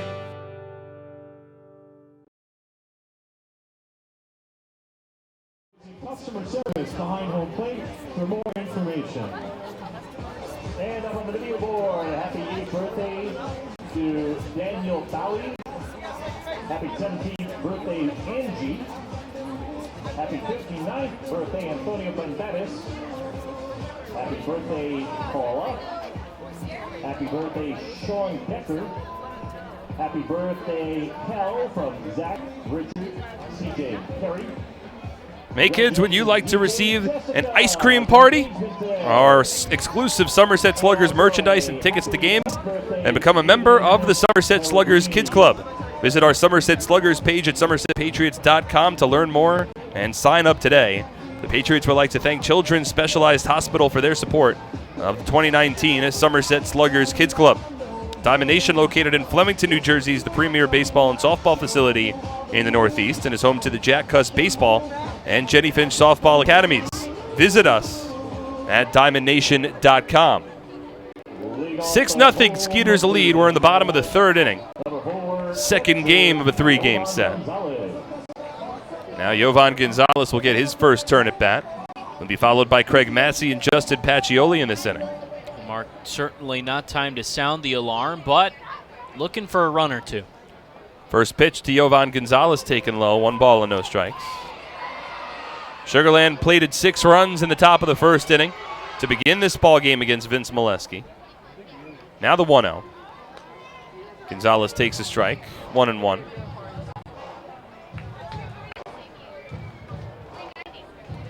Patriots responded, had 2 on with nobody out in the bottom of the first inning as Gonzalez swings over a breaking ball, 1-2. The Patriots failed to score in the bottom of the first. And were held off the scoreboard at the bottom of the second as well, with Mike Housechild on the rubber for Sugarland. 1-2. Tapper foul. Housechild's second start of the season. He allowed 1 run over 5 innings his last time out against the Lancaster Barnstormers. Jovan Gonzalez at the plate for the Patriots, hitting .254 in his 4th season with Somerset. 1-2. Swing and a grounder, foul. Gonzalez with 3 home runs this season. It ties a Patriots career high. He had 3 home runs back in 2017. That season, all 3 of the home runs were against the Lancaster Barnstormers.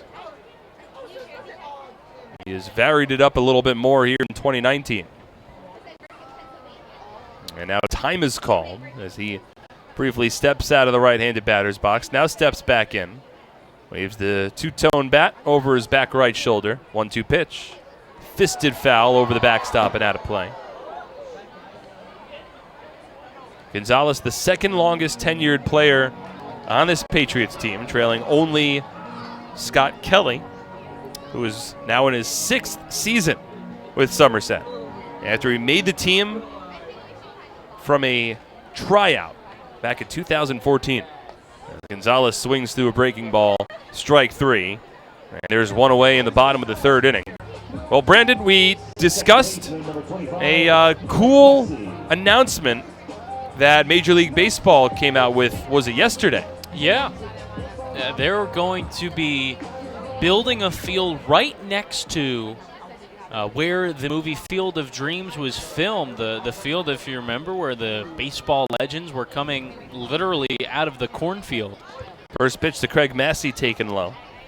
So they'll actually be building a small stadium right next to it. I think the stadium will only seat about 8,000. And the Yankees and White Sox will play there next season. 1-0 to Massey, a chopper towards short, racing in Martinson. He's throw to first base, not in time. Craig Massey beats it out for an infield single. First hit of the night for Somerset. And a runner aboard with one away in the bottom of the 3rd. There's not much that Martinson could do playing back, obviously, in the infield. A slow chopper. And with Massey's speed busting it hard out of the box, no play to be made. Now Justin Pacioli, who drew a walk. That's pretty cool. I mean, it's really cool. It's unique. It's different.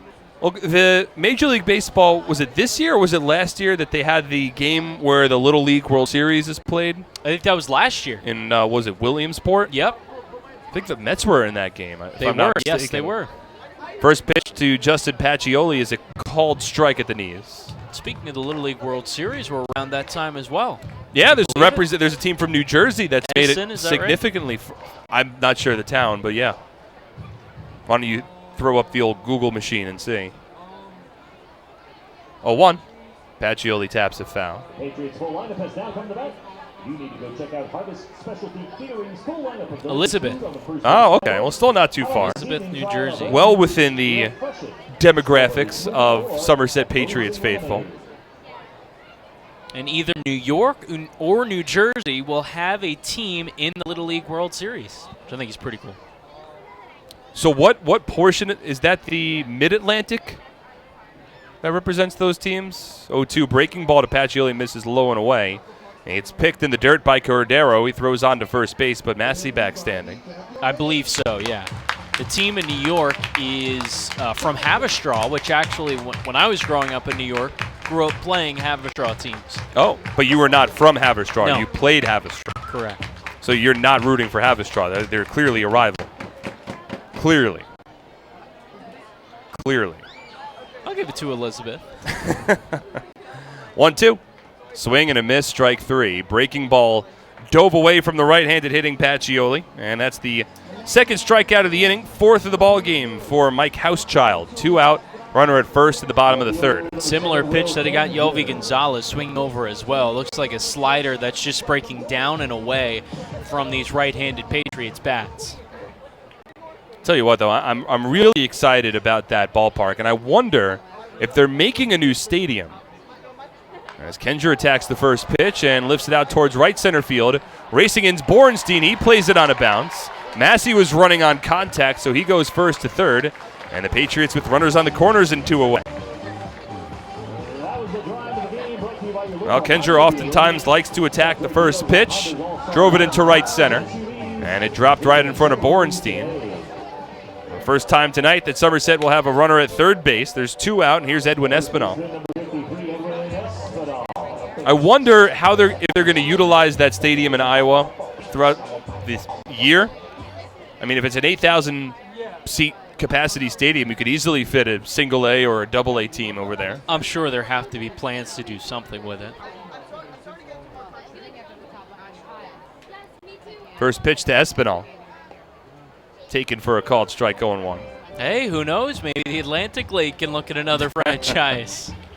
Oh, there's conversations for the Atlantic League looking at a number of different towns. There's a Ballpark Digest article that came out not too long ago. As Espinal slices one in the air down the right field line, foul. Listing Gastonia as a possibility. Gastonia, North Carolina. About 45 minutes to an hour south of High Point, so a little further away from Bridgeport. Closer to basically a Charlotte suburb. Well, I think ideally for the league, we're at 8 right now. You add 2 more that are somewhere between High Point and Sugar Land. 2 to Espinal, a ground ball off the first baseman's glove. It trickles down the right field line. Scoring from third base is Massey. Hustling to third goes Kenger. And the Patriots are on the board.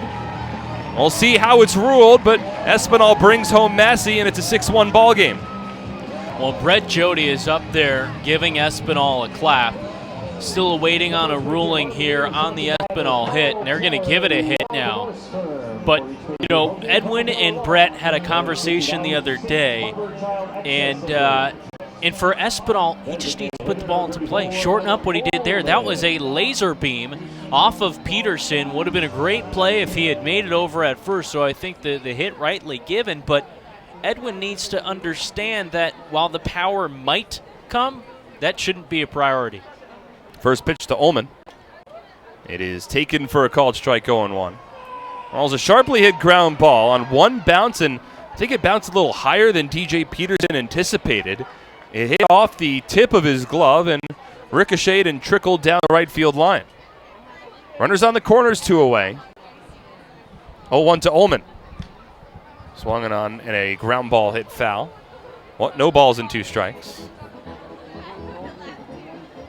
So it's Kenger at third, Espinal at first. A run home in the bottom of the third inning.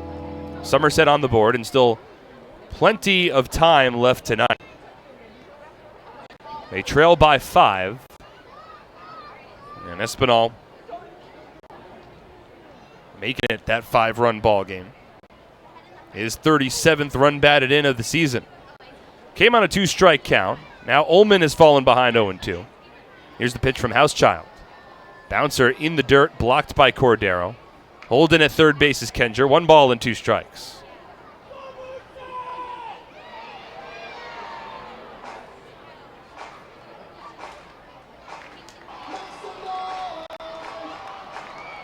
Three hits in the inning for the Patriots. Rally got started on a 1-out infield single from Craig Massey. Kenger added a blooper to right center, and Espinal with a ground ball base hit. 1-2. Swing and a miss. He got him on a breaking ball. And that ends the inning.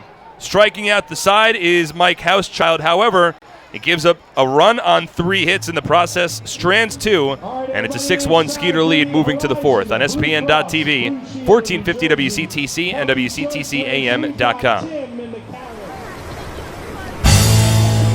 It's an unstoppable force, vast and mighty. It's the 101 days of summer, and this year it's bigger than ever. The NJ team is back again. We've got 101 days of prizes with other ways to win via our social channels, text message program, VIP club, and Game Changers. Find the fun at 101daysofsummer.com from May 24th to September 1st. Anything can happen in Jersey.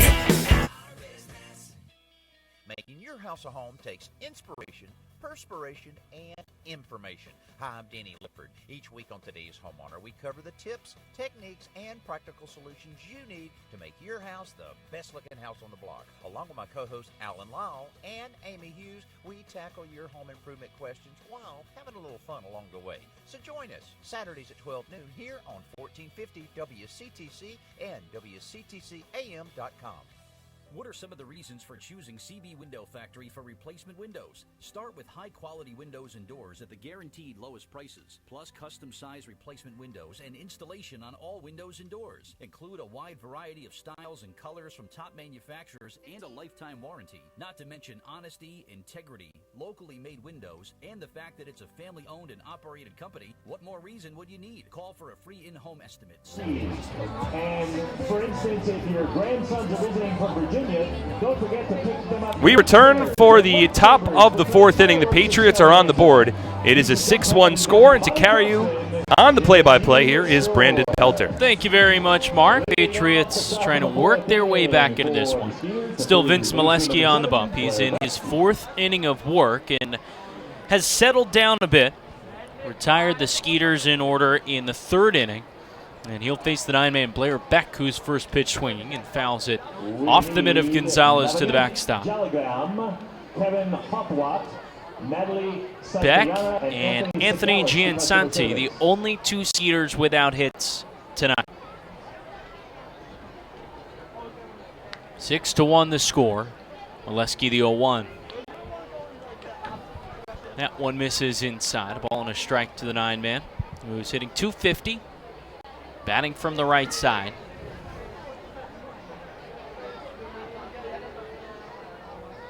The 1-1.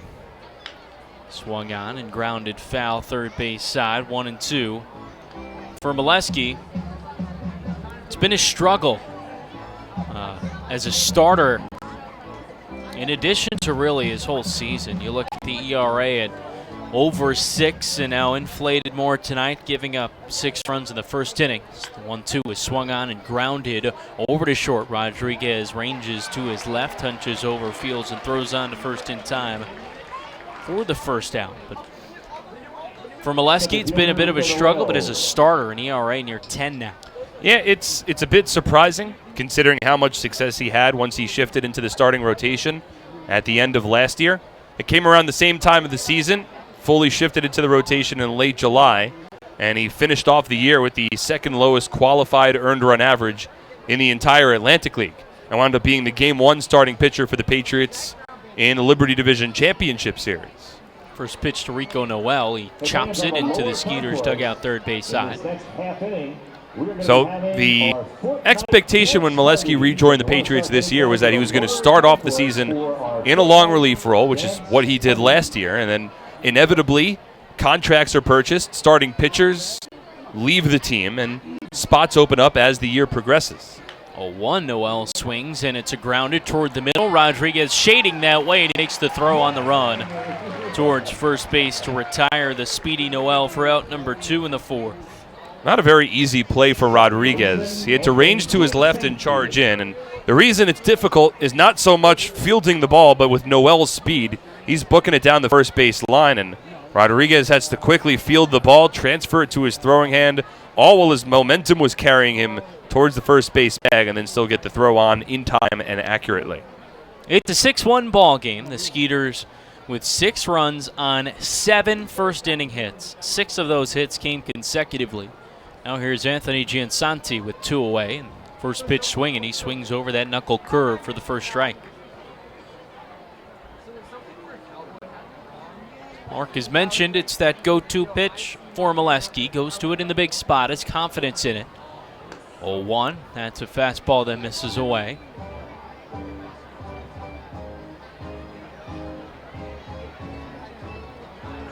Patriots bullpen still silent with 2 away in the fourth. The pitch. Giansanti swings and misses over another knuckle curve. Well, quietly, Molesky has retired 6 in a row, and he has retired 10 of the last 11 that he's faced. 1-2 the count, the righty from the stretch with nobody on, 2 away in the pitch. Swung on to this one, lifted in the air, deep to left center field. Krause is back to the warning track, looking up, and that one is out of here. A solo home run from Anthony Giansanti. It just kept on carrying, and the Skeeters ahead 7-1 in the fourth. Molesky nearly got out of the inning. At a 2-strike, 2-out home run. And wasn't a lot of momentum for the Patriots after they pleaded a run in the bottom of the third, but you certainly like to go out, throw another 0 on the board, and try to keep the rally going, keep the momentum going. And unfortunately for Vince, he just left that one a little too far out over the plate. Giansanti, while not having hit too many home runs this season, has plenty of pop. First pitch swinging here. Martinson skies this one deep to left, and no doubter. clearing the second row of ads. Jason Martinson powers his 13th home run out of TD Bank Ballpark. As the Skeeters go back-to-back, it's now 8-1 in the 4. Oh, that's a situation where Molesky certainly frustrated after giving up the 2-strike, 2-out home run to Giansanti. And then the very next pitch, I don't want to call it necessarily a lack of focus, but he just left that one over the heart of the plate. And Martinson was ready. Didn't have to be too patient. Got a first pitch fastball and just crushed it deep into the night sky. Now the four-man Dennis Phipps. He takes a fastball away. Molesky was trending in the right direction, had retired 10 of his last 11. 1-0 is lined into left field. Phipps serves up a base hit with 2 away, and Molesky continues to struggle in the 4.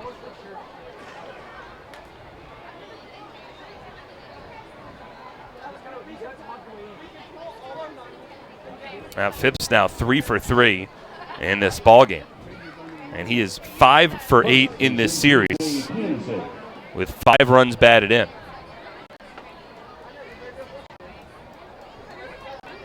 DJ Peterson up next. As Gabriel Bracamante out towards the Patriots bullpen, one of the backup catchers. First pitch misses upstairs to Peterson.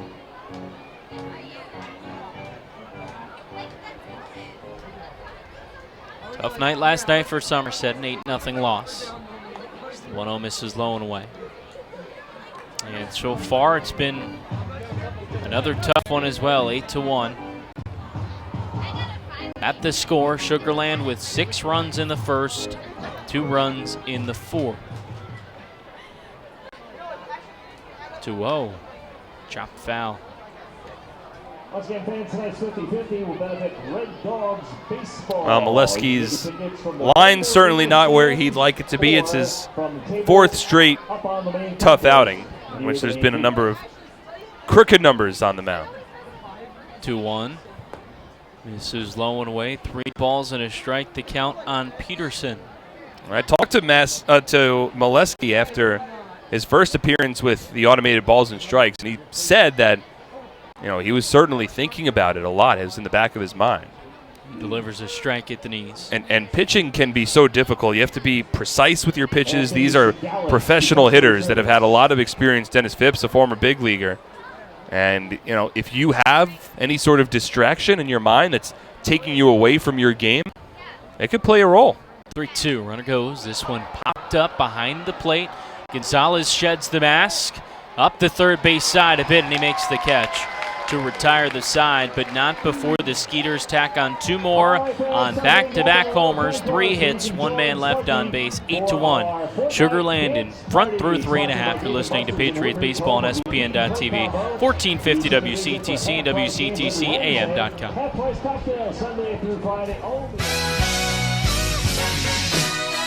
Attention New Jersey camps, it's time to start thinking about your summer schedule and field trips for your campers. The Somerset Patriots camp days have returned for the upcoming season. Head over to TD Bank Ballpark in Bridgewater to check out top-notch baseball for the best price in town. The 2019 camp dates are officially set for Thursday, July 18th, Wednesday, July 31st, and Wednesday, August 14th. The Patriots are welcoming camps with groups of all sizes to come out to the ballpark to enjoy America's favorite pastime. Each game begins at 11:05 a.m. and tickets start at just $8. There are also lunch options available for just $5. In addition, each camp in attendance will be welcomed with a public address announcement and a scoreboard announcement during the game. Camps can also take advantage of our on-field programs throughout the game based on availability. So book now to ensure a memorable baseball-filled, fun-in-the-sun trip for your camp today. Give us a call at 908-252-0700 or visit SomersetPatriots.com to lock down your camp's perfect summer trip.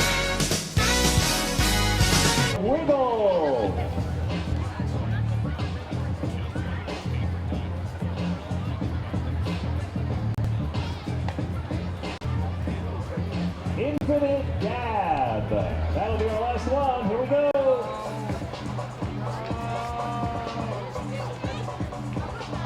Looking for a new or used car? There's no better place than the Flemington Car and Truck Country family of brands located on routes 202 and 31 in Flemington, New Jersey, or at Flemington.com.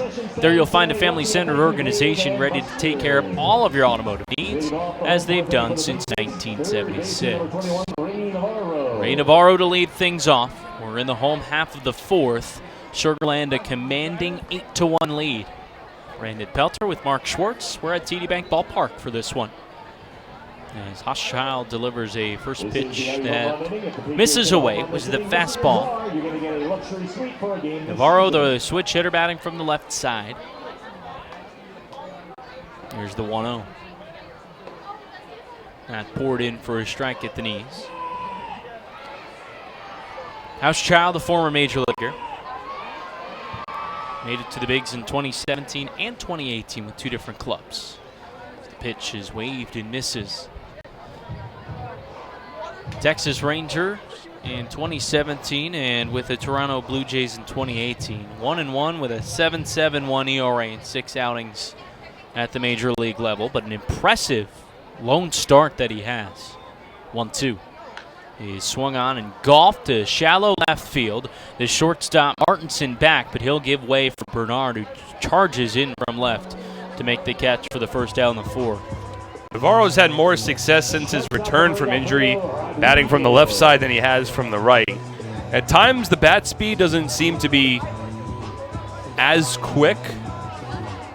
There's been some softer swings from Navarro, but he had a couple of strong games against the Revs last week. Flared that one out to shallow left field. Here's Alfredo Rodriguez. First pitch, a fastball in the outer half called the strike. Well, that lone start, an impressive one. That was with the Blue Jays against the Mariners on August 2nd, 2017, as the 0-1 comes in the dirt. Struck out 5.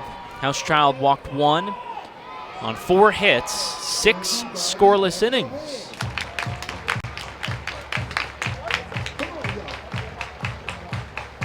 And he is successful thus far here tonight at TD Bank Ballpark. Through 3 1/3 innings, giving up just a hit and a run. 1-1 misses low.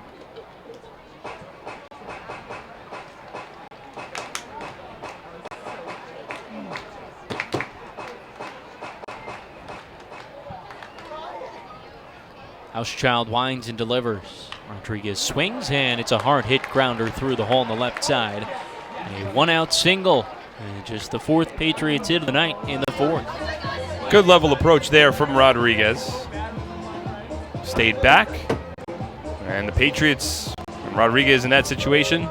Look, you can't hit a 7-run home run. Need base runners. Rodriguez recognizes that's part of his game and was able to stay back and put a level approach into that one. Grounded through a vacated spot on the left side of the infield. Just the 4th hit of the ball game thus far for the Patriots. Now Michael Kraus up next. Runner on first, one away. And the first pitch to Kraus misses inside. 8-1 the score. Sugar Land with some crooked numbers. Through 4 trips to the plate, 8 runs on 11 hits.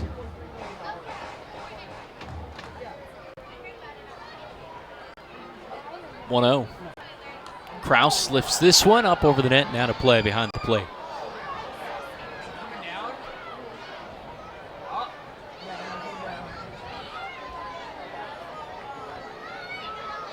See, in between innings, Brandon, there was, because of course tonight is Fortnite and fireworks night at the ballpark, we had our emote dance party. Are you a Fortniter? A Fortnite-tee? Played a couple times, a handful, but not my forte. Not your forte? 1-1 is swung on and missed. A changeup from Hochschild. I was never great at video games. The sports games, you know, I would go towards more so than some of the others. Like, never like a Call of Duty kind of guy? Well, I played. I had a couple of them, but I wasn't as big into them as many others are. 1-2. That misses below the knees. Oh, Fortnite has I mean, we had a couple of Fortnite nights here last year, and they were ridiculous successes, and the game really bursted onto the scene last year and has remained immensely popular. 2-2 pitch. Kraus swings and hits this one high in the air, but on the infield right side, it's Giansanti, the second baseman, who makes the catch just behind the first baseman, Peterson. Toes on the outfield grass. They're 2 away in the fourth. See, there was I believe he was 15 years old, and he won a Fortnite competition and won $3 million. Yep. What a world. I mean, look, e-games it's a huge. massive industry. Huge. I mean, can you imagine winning $3 million as a 15-year-old? You look at a guy like Ninja, who's one of the most notable gamers in the world, one of the most notable Fortnite players, as Yovi Gonzalez takes the first pitch in. And I believe that Ninja dropped out of school to play and work on his craft, and he makes a lot of money. The numbers that they bring in, like on a monthly basis, just from subscriptions to viewership, is through the roof. 1-0 is a fastball that clips the inner half. Like, I've heard numbers in like the 100,000s a month. He, in his prime, I couldn't tell you now, but was undoubtedly making 6 figures a month. Yeah. 1-1. Gonzalez tags that one out of play right side. And he just announced that he was switching streaming networks. Oh, is he? I didn't know that. So I guess, was he on Twitch He previously? was on Twitch. He's going to Mixer now, whatever that is. And apparently it's this massive deal because he has so many followers. He does. That it brings so much new attention to this new streaming software. 1-2, runner goes. Fouled straight back. And once again, fans, you can purchase your Slurp Juice at the concession stands where it's available. I don't know what I would have done if I won $3 million as a 15-year-old. Well, I'm not that talented now, and I don't know that I'll ever be that talented in my life, unfortunately. Rodriguez off of first, 1 and 2 away. You'll get there. The pitch. Just misses in. I appreciate the support, but I have a tough time ever seeing that come to fruition. A little delivery here in the broadcast booth. 7-run ball game, Sugarland in front in the fourth. So we got some corn. 2-2 breaking ball in the dirt. Figured we need a couple of more ears in the booth. I didn't like that one very much. No? Well, then why are you smiling?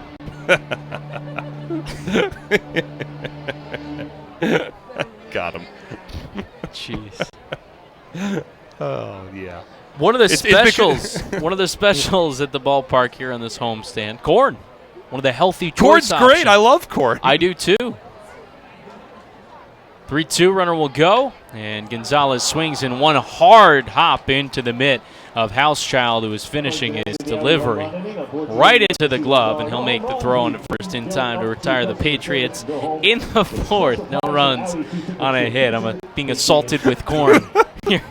8-1 the score. Sugarland in front of Somerset at the end of 4. You're listening to Patriots Baseball on SPN.TV, 1450 WCTC and WCTCAM.com. I'm fighting cancer.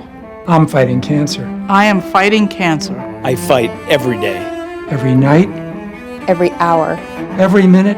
And every second. Robert Wood Johnson University Hospital and RWJ Barnabas Health, together with the Rutgers Cancer Institute of New Jersey, bring the latest research, treatments, and clinical trials close to home. We're fighting cancer. And I'm not fighting alone. Robert Wood Johnson University Hospital. Let's beat cancer together. Nothing is more important than your child's education. The Somerset County Education Association represents the public school employees that make your child's education possible. This includes more than 7,000 teachers, paraprofessionals, bus drivers, nurses, custodians, secretaries, and other outstanding education support professionals. Visit www.sceanj.org for more information. Together, we can prepare our children for the future. Referral service at 1-800-511-4462 or visit huntertonhealthcare.org. One quick announcement. In case you've noticed, I am wearing a Star Wars jersey. These are up for auction right now. The team will be wearing them on Tuesday night as part of our Star Wars night extravaganza. Fans get updates on the team ticket specials and upcoming promotions with the Patriots Blast. Text Somerset Patriots, one word, to 22828. That's Somerset Patriots to 22828 to get signed up today. Look a little bit like Han Solo in that shirt. Through 4 innings at TD Bank Ballpark, Sugarland leading Somerset 8-1. Still Vince Molesky on the bump, who was starting to get into a bit of a groove and then gave up back-to-back homers with 2 away in the 4th inning. First pitch to Borenstein. He swings and misses. Borenstein struck out swinging. That in the 3rd, but doubled to left, driving in a run in the 1st. He also scored a 1. And a fastball that's called a strike at the knees.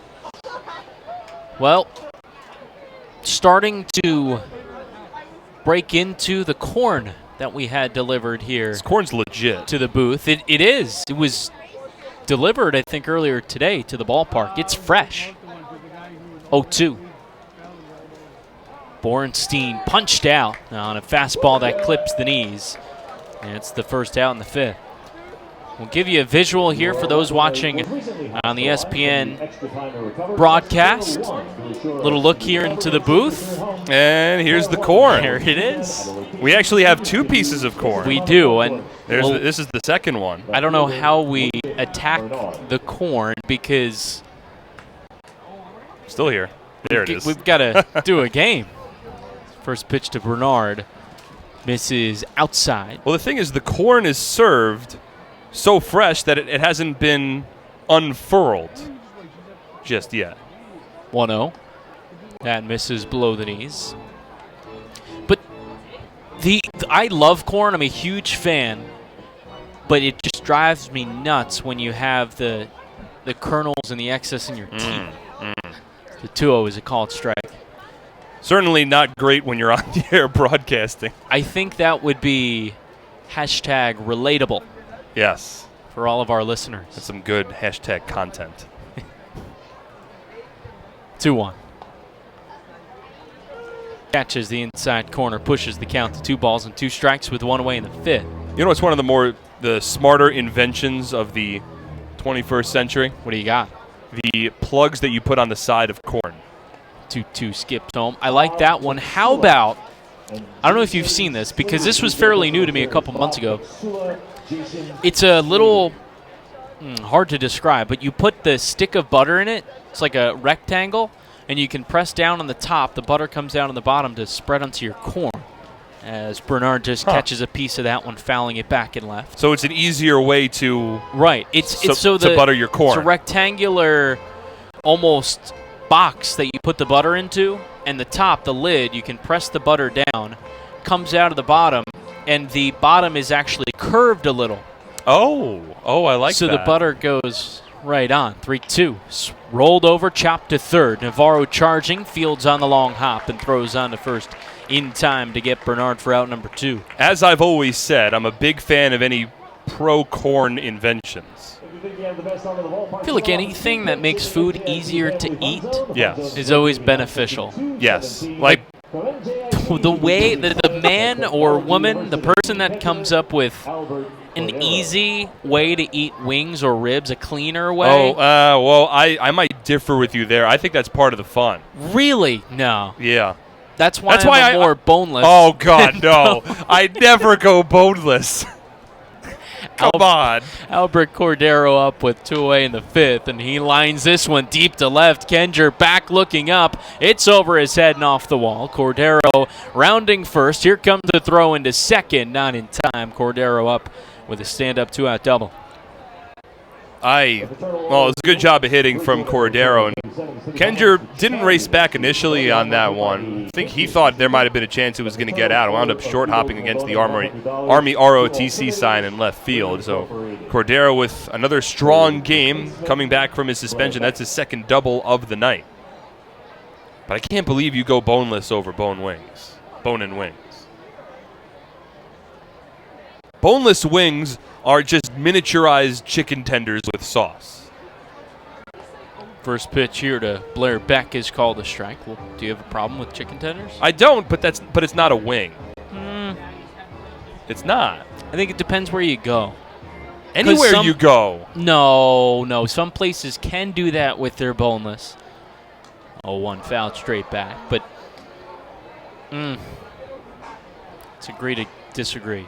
I mean, look, first of all, if you get the bone and wings, you know you're getting the legit wings. Sometimes if you get like a boneless chicken wing, you don't know. It could just be any sort of piece of the chicken.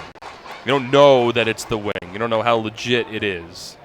And part of the fun is just diving in and using the hands and maybe getting a little sauce around the mouth and just having that full wing experience.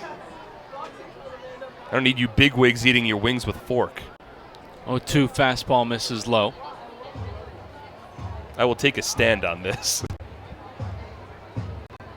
Well, if you're listening at home and you feel strongly, tweet at us. That's right. Let us know at Somerset at SOM Patriots on Twitter. 1-2 is lifted out of play over the net behind the plate. You can find me at Brandon Pelter. Mark, you're at M. Schwartz 26? Mark Schwartz 26. Mark Schwartz 26. Mark with a C. Yes, sir. Important to know. Tweet at us. Let us know your preference. I'm intrigued. We can put out a Twitter poll. I am very intrigued to see the feedback we get.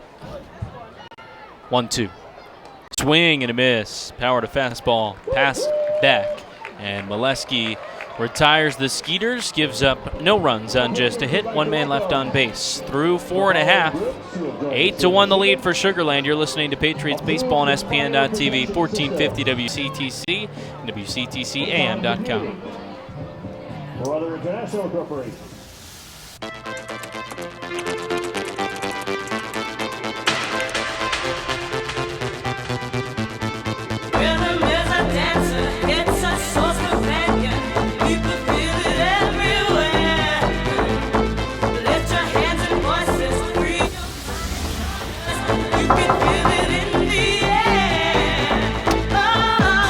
Sorry, we were running late. No problem. Come on in. This season, T-Mobile is partnering with Little League to make sure every kid can feel like an all-star. With T-Mobile, parents across the country can share the action, the highlights, and the lowlights. And the stars of tomorrow get a chance to shine today. From Little League to the big leagues, T-Mobile has you covered. Now connecting 99% of baseball fans. T-Mobile. Associates, TD Bank, Cast Bronsdorf, Allergan, AM Best, T-Mobile, U.S. Sports Group, Top Golf, New Jersey Division of Child Protectancy and Permanency, Sleep Number, New York Life, Care One, and Planet Fitness. Also, happy 64th birthday, Lisa Davidson. Happy 11th birthday, Paul Lombardino. Happy 7th birthday, Boaz. Have your next barbecue at the ballpark. Groups of 30 or more can enjoy the game from the picnic area located down the left field line and enjoy the all-you-can-eat barbecue buffet. We do all the work so you can just sit back and relax. Call the Patriots Group Sales Department at 908-252-0700 to plan your ballpark barbecue. We're back in the fifth. The bottom half of the fifth, that is. Sugar Land leading Somerset 8-1. Patriots will have 1, 2, and 3 due up. Still facing the former major leaguer Mike Housechild, who's allowed a run on just 4 hits. Craig Massey has one of those. He leads off, watching the first pitch miss away.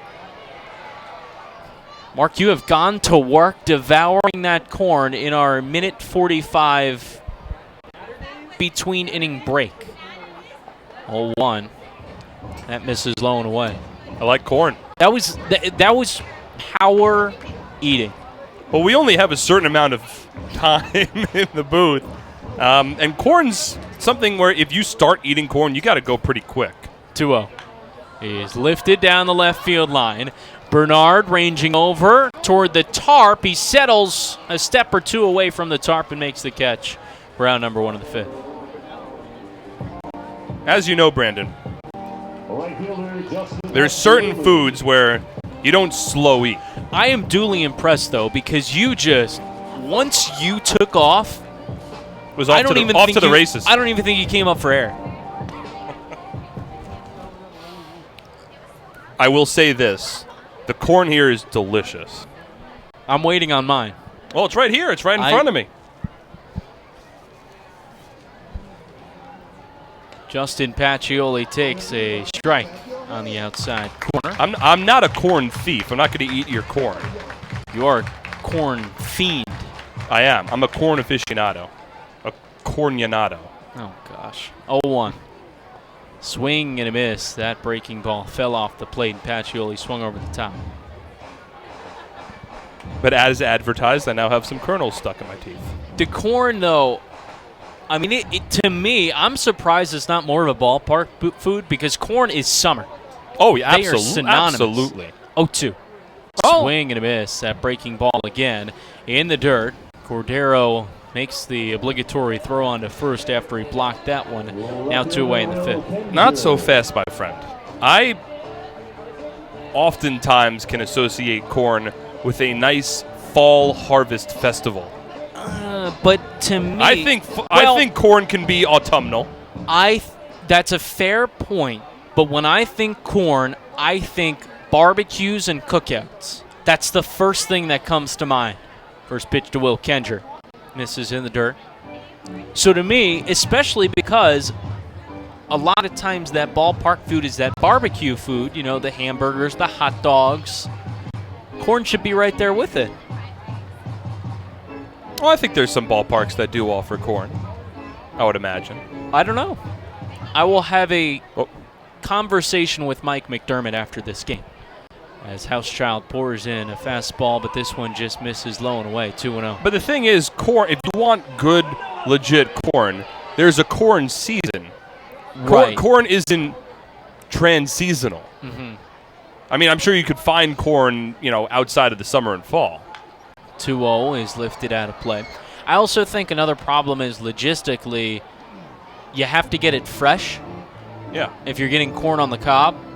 And that makes things difficult, and there's a short shelf life to it. And the only way you could serve it in a ballpark is on the cob. Yes. You can't have it any other way. Oh, yeah. No. That we can agree on. 2-1. Kenger fouls it straight back. The count evens. 2-2, 2 away. An 8-1 lead for Sugarland in the bottom of the 5th.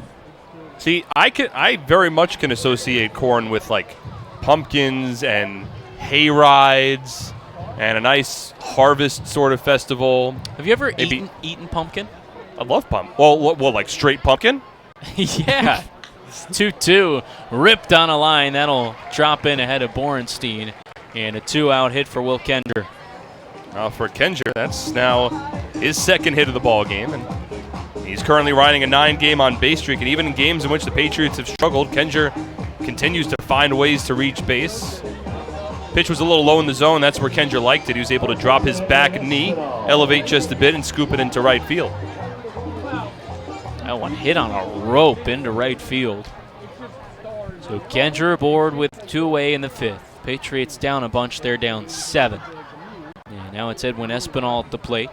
The pitch is swung on and chopped over to the left side. Back the third baseman to his left. Fields will go the short way to second to retire the Patriots in the 5th. No runs on a hit. One man is left on base. It's 8-1. Sugarland in front. You're listening to Patriots Baseball on SPN.TV, 1450 WCTC and WCTCAM.com. I'm fighting cancer. I'm fighting cancer. I am fighting cancer. I fight every day. I fight every night. Every hour. Every minute. and every second. Robert Wood Johnson University Hospital Somerset and RWJ Barnabas Health, together with the Rutgers Cancer Institute of New Jersey, bring the latest research, treatments, and clinical trials close to home. We're fighting cancer. And I'm not fighting alone. Robert Wood Johnson University Hospital Somerset. Let's beat cancer together.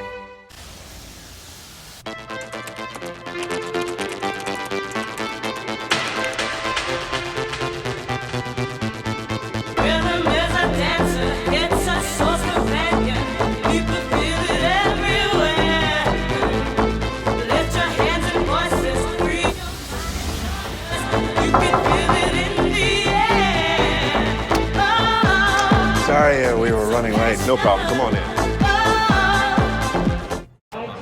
Now on the mound for the Patriots, number 14, Tyler Cloyd.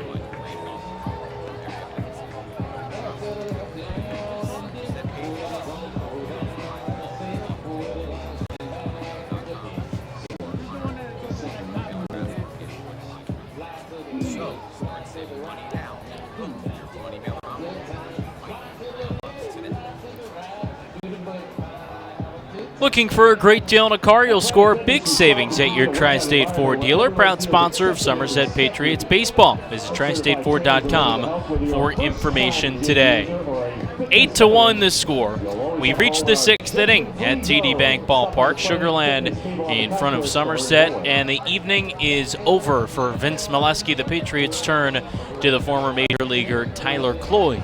It's interesting that Cloyd works here in the top of the sixth inning because he's been the team's closer for his last couple of outings. But there have been some conversations in regards to Thomas Dormany, potentially in contract negotiations. And if that's the case, then the Patriots are going to need another pitcher into the starting rotation. And if they look inward on the roster, the main person that has the most starting experience in the bullpen is Tyler Cloyd. Of course, he was a starter earlier this year. He's been a starter in a number of Major League Baseball seasons, both 2012 and 13 with the Philadelphia Phillies. So his entrance in the sixth inning is interesting. Maybe we see a couple of inning effort, and potentially this is the sort of transition. We don't know that for sure, but the transition for Cloyd may be back to the rotation.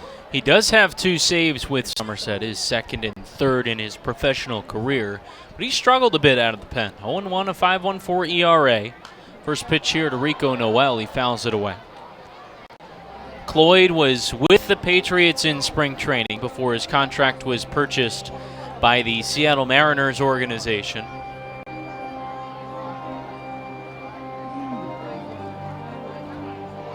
.218, a 7.34 ERA with AAA Tacoma. 15 appearances, 13 starts as Noel fouls the first pitch, or rather second pitch back and left. It's 0-2.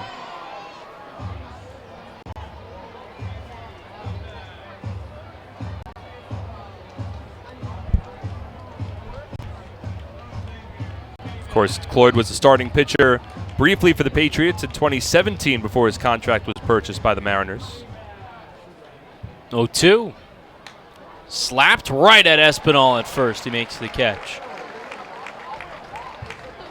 So we'll see how long Cloyd goes in this ballgame. And really, if Dormany's contract negotiations continue and eventually go through, we talked a little bit about it on last night's broadcast, but it would leave a starting rotation for the Patriots of 4 people. Vince Molesky, Rick Teasley, Liam O'Sullivan, and David Holmberg working his way back from injury. So the need for a 5th starter will certainly be there, and Cloyd certainly makes sense as a replacement. First pitch to Anthony Giansanti is a called strike. And the funny thing is, a couple weeks ago, end of the first half, the Patriots had an extra starter in a rotation. As the 0-1 is swung on, and this one lifted high to straightaway center field. Kraus, 2, now 3 steps in. He makes the catch for the second out in the 6th. Patriots had extra arms, and all of a sudden, in the matter of a couple weeks, you're scattering a bit. Well, they were going with the 6-man rotation earlier in the season. Brett wanted to do that to space people out and keep everyone healthy as the season progressed even further. But look, Oberholzer, Kubiak, and Kushmal have all had their contracts purchased, and Dormany might be trending in that direction as well. Any team would have a difficulty replacing 3 starting pitchers when all of them leave in the span of about a week. First pitch into Jason Martinson skips.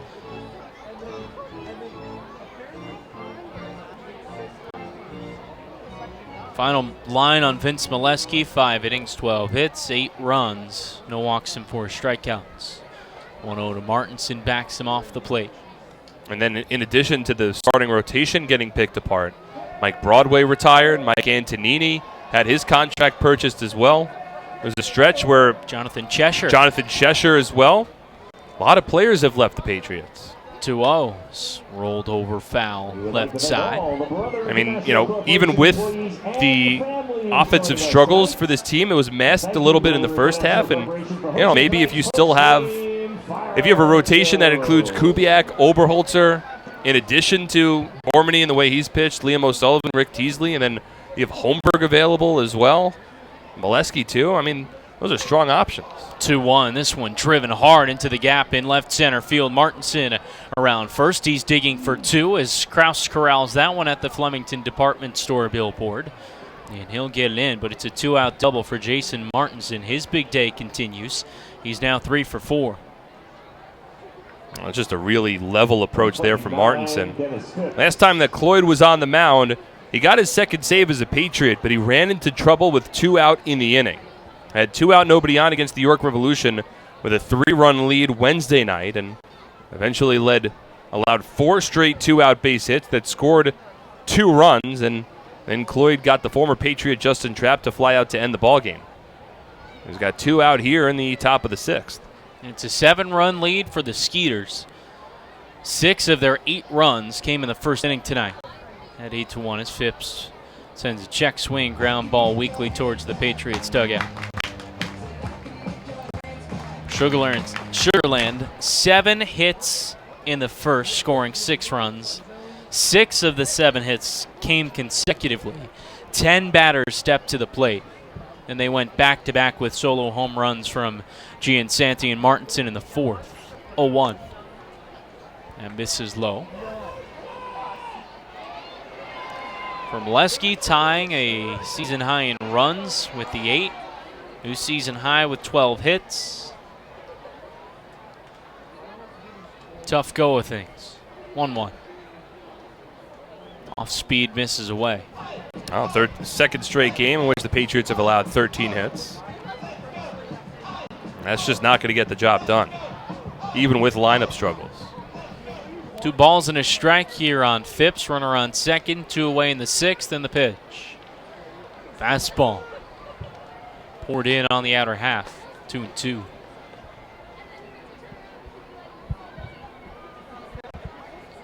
On the other hand, Mike Hauschild has looked good, scattering 5 hits in 5 innings, just a run. 2-2, placed in the dirt. Yeah, I mean, he hasn't allowed too many balls that have been sharply hit. I mean, maybe the hardest hit ball of the night was the Espinal line out in a double play back in the first inning. Espinal's actually hit the ball hard a couple of times tonight. And Hauschild's pitched the way you would want him to, holding a big lead. 3-2. Breaking ball cued foul. He's only walked 1 batter. He's pitched primarily to contact. He has 6 strikeouts, but he's just done a good job navigating his way through this ball game and stymieing any big rally attempts from the Patriots. So 3-2 with 2 away. Runner on second in the 6th inning, but a 7-run lead for Sugarland. The pitch is swung on. A fastball lifted out of play right side.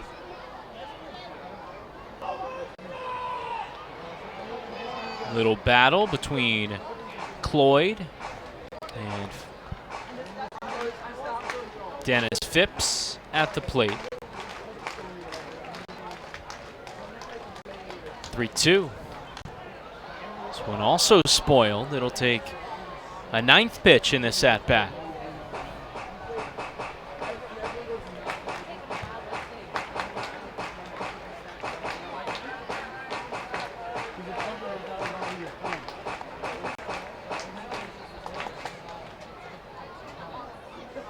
Lights in full effect at TD Bank Ballpark, just past 9 o'clock. in Bridgewater. Patriots in second game of a 6-game homestand. Finishing off this series tomorrow at 5:05, then an off day Monday. Payoff pitch. Chopped up the third base side foul. And he'll welcome the Lancaster Barnstormers into town.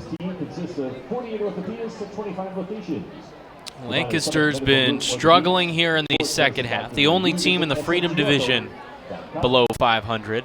10-17 the record. 8.5 back in what's been a really good Freedom Division. 3-2. Swing and a miss. Cloyd got him with a fastball. Phipps is retired, as are the Skeeters in the sixth. No runs on a hit. One man is left on base. 8-1. Sugarland in front. You're listening to Patriots Baseball on SPN.TV. 1450 WCTC and WCTCAM.com. What better way to spend a summer night than taking a group to a Somerset Patriots game? Enjoy one of the best ways for families, friends, and businesses to catch affordable entertainment right here in Central Jersey.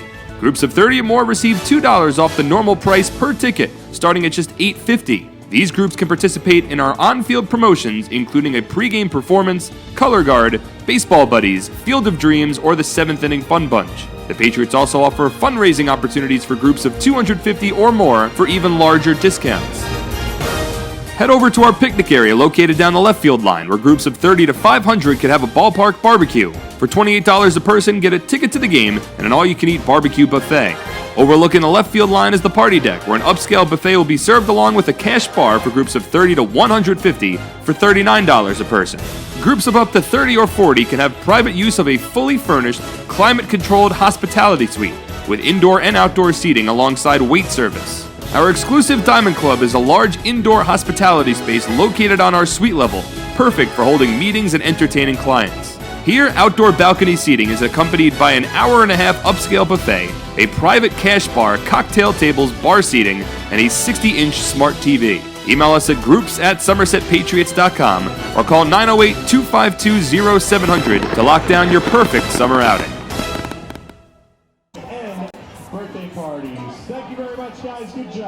HealthQuest, the top 100 health and fitness club in the nation, is right here in our community. Conveniently located on Route 31 in Flemington and open 7 days per week, HealthQuest proudly serves all of Central New Jersey. Visit them today and start your journey to becoming HQ Fit. Home half of the sixth, 7 runs. That the lead for Sugarland in this one, 8-1 the score. Mike Ullman will lead it off as another Mike. This Mike Housechild, the righty, into his 6th inning of work. The former major leaguer has been impressive thus far tonight. In his second start for the Skeeters, pours in a first pitch fastball to Ullman. Housechild came into this one 1-0, 1.80 ERA. 0-1 is inside.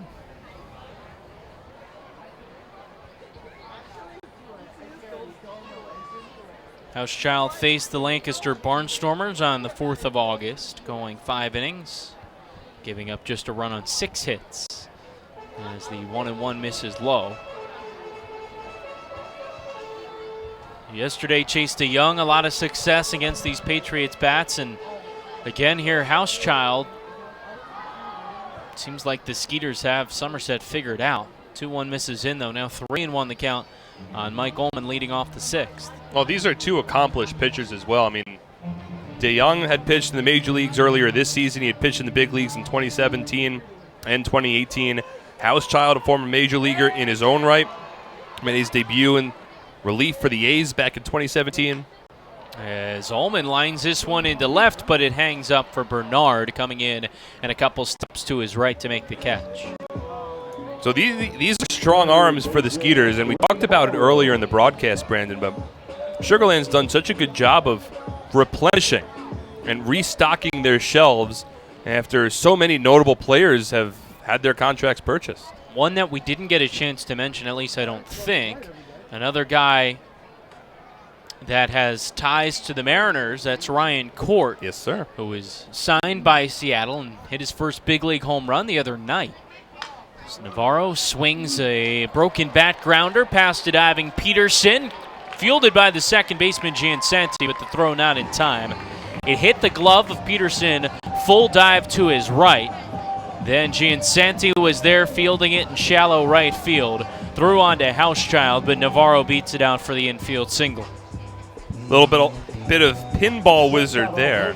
Giansanti did a good job backing up the grounder, but it didn't have a lot of pace on it after it deflected off the diving glove of DJ Peterson. And Navarro runs well enough to beat the foot race to first base and get aboard for the 6th hit of the night for Somerset.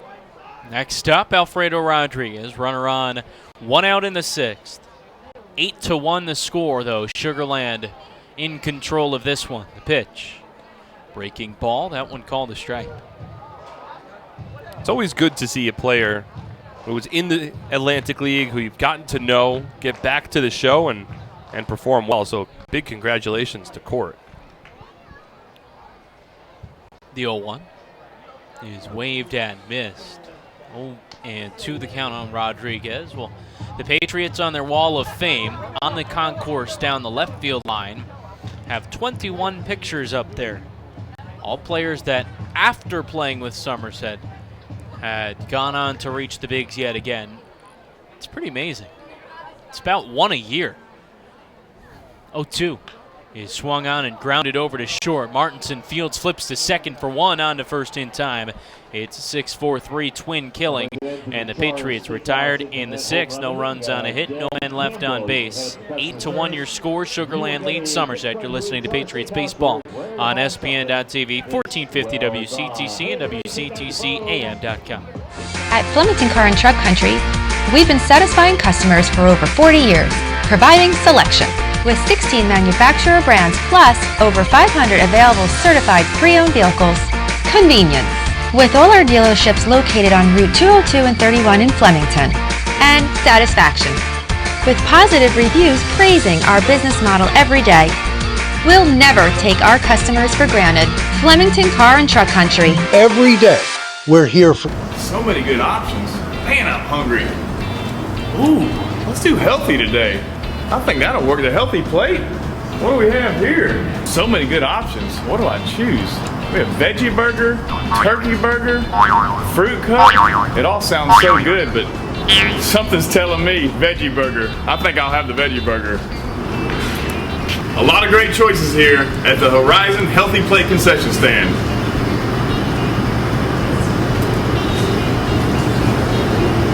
That's a tasty burger.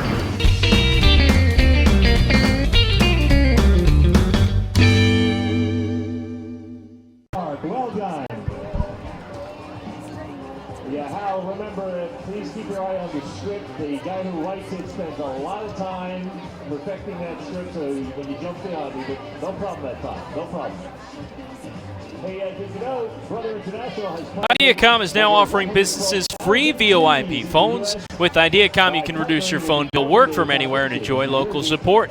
Get the guys from Ideacom on your team today by visiting their website at ideacom-nj.com. Hey fans, do you have a group of friends or coworkers you want to entertain? Then come to TD Bank Ballpark and party with the Patriots on our Audi Suite level. Enjoy the next Patriots game you attend in a lap of luxury. Stop by the ticket office to find out more information on nightly hospitality suite rentals as well as seasonal plans that are still available. The Somerset Patriots Suite level is brought to you by your New Jersey Audi dealers and 2019 Audi Q5 SUV. Take a test drive today and see for yourself why the Audi Q5 was born to not conform.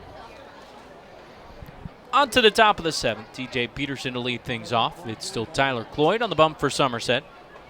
Sugarland and Somerset doing battle here at TD Bank Ballpark, and Peterson serves a first pitch single into left field with a line drive. 8-1 is the score. Sugarland in charge of this one, and the Skeeters now have a hit in every inning except for the third. And it's interesting that Cloyd is back out on the mound here. This now marks his first multi-inning relief appearance since he's rejoined the Patriots. First pitch for Somerset this season on July 21st. This now his 8th appearance this year. And he has gone just one inning in each of his first 7, but again, we're just guessing here, but it makes sense to stretch out Cloyd a little bit if the intention is to eventually shift him back into the starting rotation. Zach Borenstein, the lefty, is now up. First pitch. Starts him out with a breaking ball. That misses. Nope, called a strike on the outer half. Silvio Martinez and Brett Jody had a conversation in between innings. Not sure what Brett was talking to him about, but didn't seem all too pleased. 0-1. Swung on and missed. Another breaking ball, this time lower, below the knees. I mean, Brett was motioning a bit towards home plate. You think he might have been motioning towards the Skeeters dugout? I saw him point a little bit towards second base as well. Almost seemed to be more of just an airing of grievances from Brett. 0-2. Fastball, that just misses off the plate. Which means, sorry. You know, you can understand that Brett is frustrated. His team down 8-1 on the verge of losing their third straight after bouncing back nicely and winning 4 after a 7-game losing streak. Thought they kind of had things figured out a bit. 1-2. Swing and foul tipped in and out of the mid of Gonzalez. So you can understand why Brett is frustrated, but just not sure what he was talking to Martinez about. You know, it's certainly possible that it could be in regards to some of the new rules and potential enforcement on that. Clarification on some things, maybe frustrations towards the way that some of the rules are enforced. I haven't seen anything egregious from the Sugarland Skeeters today at all. 1-2. Fastball misses low. Well, it's, you know, this time of the season, especially when the team's struggling, the games can feel like they drag a little bit. Then it's just like, well, what do we need to do to turn things around? And you know, the Patriots have run into some good pitching performances, and you know, a couple of starting pitchers. Bobby Blevins was a spot starter last night. Wasn't expecting to start until he found out earlier in the day. And Molesky's struggled since the implementation of ABS. 2-2. So another fastball that just misses, but Gonzalez nodding the head. He liked this spot. Thought Cloyd hit it. I've seen Jovan do that a number of times ever since TrackMan was installed, because he'll call for pitches the way that he always used to call for pitches and locations, and he'll reinforce some positive vibes towards a pitcher. 3-2. Swing misses away, ball 4. Another point out there for Cloyd, who is up 0-2 in the count. Well, when you're trailing 8-1, you can't allow too many extra base runners. Got to take advantage when you're up in the count. But I like seeing Jovan sort of point back towards catchers, and Yovi's a generally very positive person, and you know, this entire pitching staff enjoys throwing to him. They all consistently say that he calls a very good game.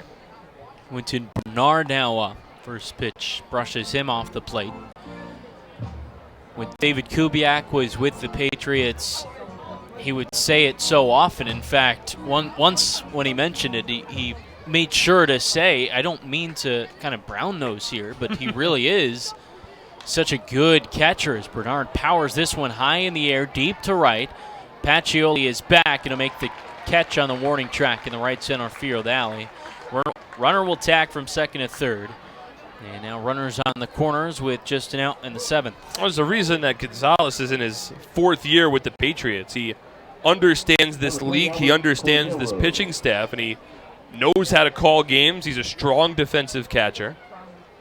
And he's come through with some clutch RBI opportunities throughout the course of his Patriots career as well. He's one of the heart and soul members of this team. When the Patriots struggled at the end of the first half, he was the one that spoke up in a players' meeting.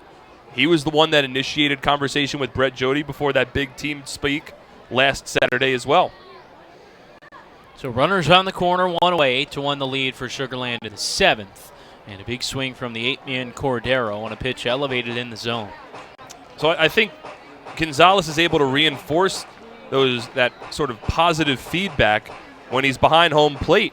Because if he calls for a pitch that is right on the outside part of the plate and you know, the pitcher doesn't get the call from ABS. 0-1 is fouled back. When he doesn't get the call, it could be frustrating to the pitcher. A lot of these pitchers are like, well, geez, where do I have to put this ball? Right. And so Yovan Gonzalez reinforces saying, look, you put it where I asked you to put it. And from what we understand, a couple caveats here to ABS, things you need to understand with this automated balls and strike system. It is harder to hit the corners and get that call. On the low pitch, that's where you get a little something extra as a pitcher. You clip the knees, 0-2. Is swung on a miss, a late hack from Cordero. He comes up empty for the second out in the 7th.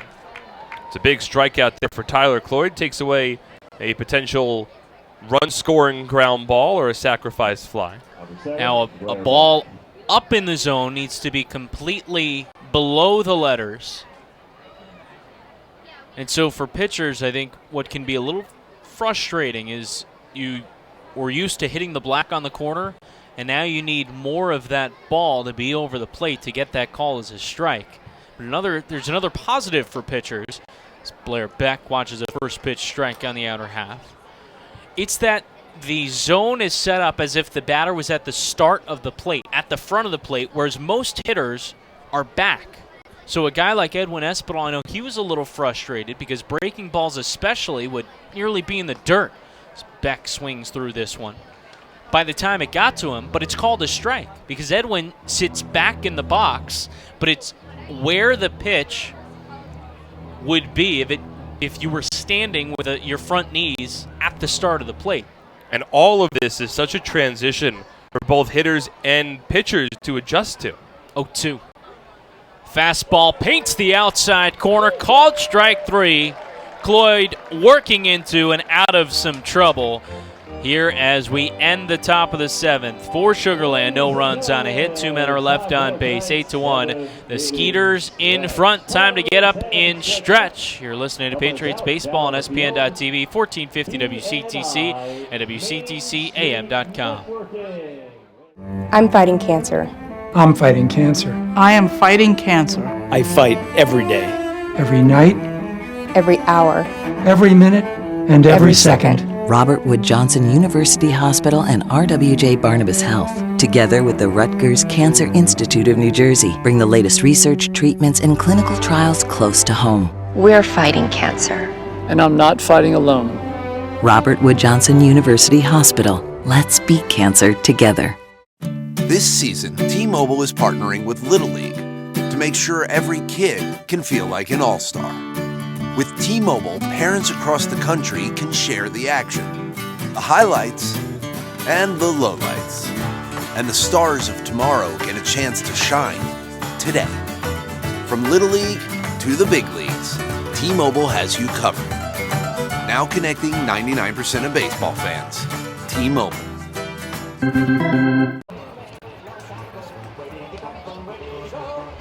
Marco's just listening to that entire conversation.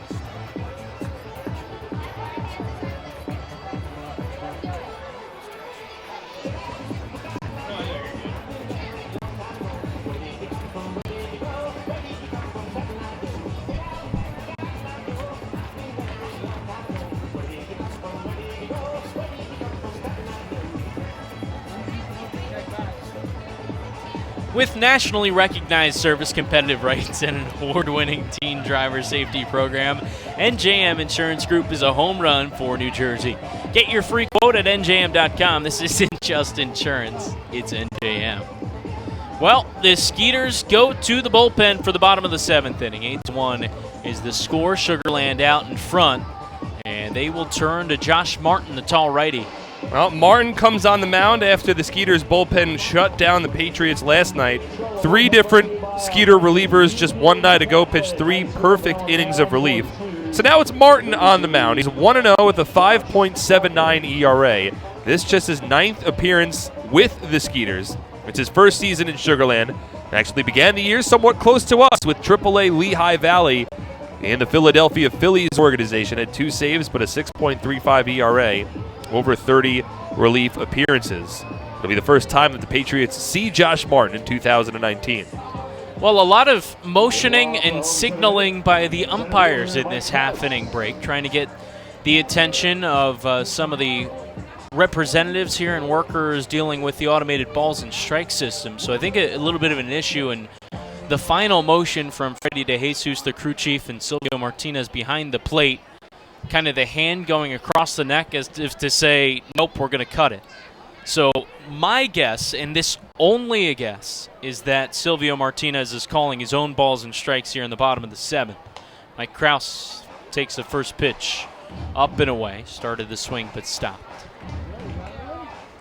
Keep in mind, a brand new system, working out the kinks.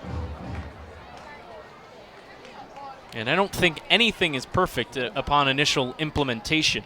It's the first pitch. This is upstairs, actually, the second pitch. It's 2-0 on Krause. Oh, it's, as with all of these rules of the Atlantic League, it's an adjustment, everyone trying to get on the same page. But it can be frustrating for some of these batters and pitchers who work with a certain strike zone all game long and then have it changed. 2-0 misses, low 3-0. But of course, I mean, if the system doesn't work, then the system doesn't work, and you gotta make do with what's provided. It's all a part of working out the kinks. 3 balls and no strikes, the count on Krause. Leading off the bottom of the 7th. Sugarland ahead by 7 in the pitch. Right down Main Street, a called strike.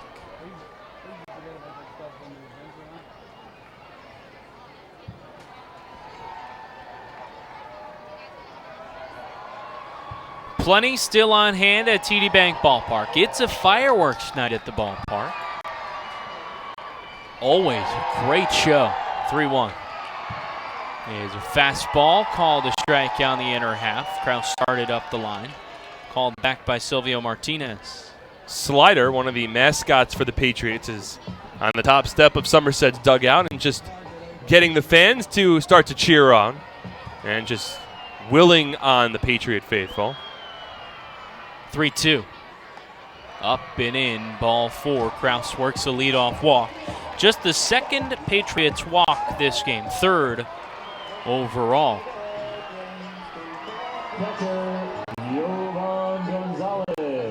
Well, Krause, always a guy you want to see get on base with the speed, with the athleticism. Not as much of a situation here to utilize that speed. Trailing by 7 runs and nobody out in the bottom of the 7th inning. It's not as important for Krause to get to second. The Patriots just need to accumulate base runners and have a big rally start up. Krause back fresh off of his silver medal performance in the Pan Am Games with Team Canada. Gonzalez watches a first pitch strike. That was the 10th time that Krause has played with the national team in his career. First time was when he was 16 years old. It's got to be such a cool feeling to represent your country. The 0-1 is fouled straight back. I mean, not many in any field get to do something on such a stage wearing the country across your chest. That's why I get emotional sometimes during the Olympics. I do. It's just got to be such a warming feeling to be able to do that. 0-2. It's fouled back and left, especially sports that don't get nearly as much attention. I always think of like a track and field or swimming that routinely don't get much during the year, but when the Olympics get going, boy, do people get behind it.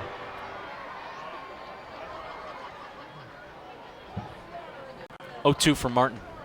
Swing and a miss. Gonzalez starting on a fastball. Well, everyone during the Olympics becomes a cross-country skiing expert. But it's fun.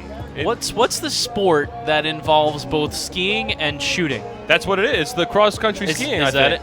Yeah, because you ski and then you pull up to the gun, the what is it? Range or something? Is it the bow and arrow or no? It's a gun. It's a gun. Yeah. I think they shoot like a 22, something like that. Craig Massey now up, 1 away in the 7th. 8-1 the lead. Sugarland in front of Somerset. Looking to take the first 2 of this series. The pitch in the dirt, stopped by Cordero. How does one get into that sport? Right? I mean, I guess you must have an affinity for both skiing and going to a gun range. I would imagine. 1-0 pitch. This is upstairs. The amount of stamina that some of those guys have, I mean, there's uphill parts of that where you got to climb with the ski shoes on and then glide down and then have the composure to settle in with accuracy at a gun range. That's got to be the hardest part, controlling your breathing. Yeah. 2-0 home. Massey lays off a breaking ball that's called a strike.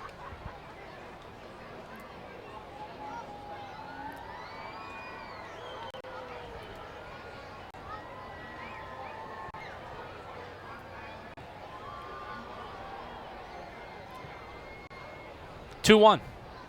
Swing and a miss. Martin pumping that fastball past another Patriots hitter. Next Olympics is next year, right? Would that be the? Should be the Summer Games. Summer game. Yep. Where we were just in South Korea. Is it? No, Brazil already happened. Yep. That was. Yeah, that was the last Summer game. Rio, correct. That was so. Is it? I feel like it's back to Asia again. Let's see. Fire that Google machine up. 2-2. In the dirt. Isn't it? I think it's Tokyo. Let's see. So a 3-2 count on Massey. It's Tokyo. Attaboy. Yeah, nailed it. Runner on first. And one away in the seventh. Martin, the tall righty, comes set just above the belt. Runner goes in the pitch. Is swung on, grounded right up the middle. The shortstop, Martinson, is there. He steps on the bag and throws on to first in time. Hit and run was on, but unfortunately hit right at the shortstop covering the bag. And a 6-6-3 double play retires the Patriots in the 7th through 7. 8-1, Sugar Land leads Somerset. You're listening to Patriots Baseball on SPN.TV, 1450 WCTC, WCTCAM.com. For over 85 years, in every county across the state, we've protected the health of New Jersey, covering families and businesses through life's big moments and the small ones. Because we don't just work here, we live here too. Over 5,000 local employees, all with the same purpose, taking care of you.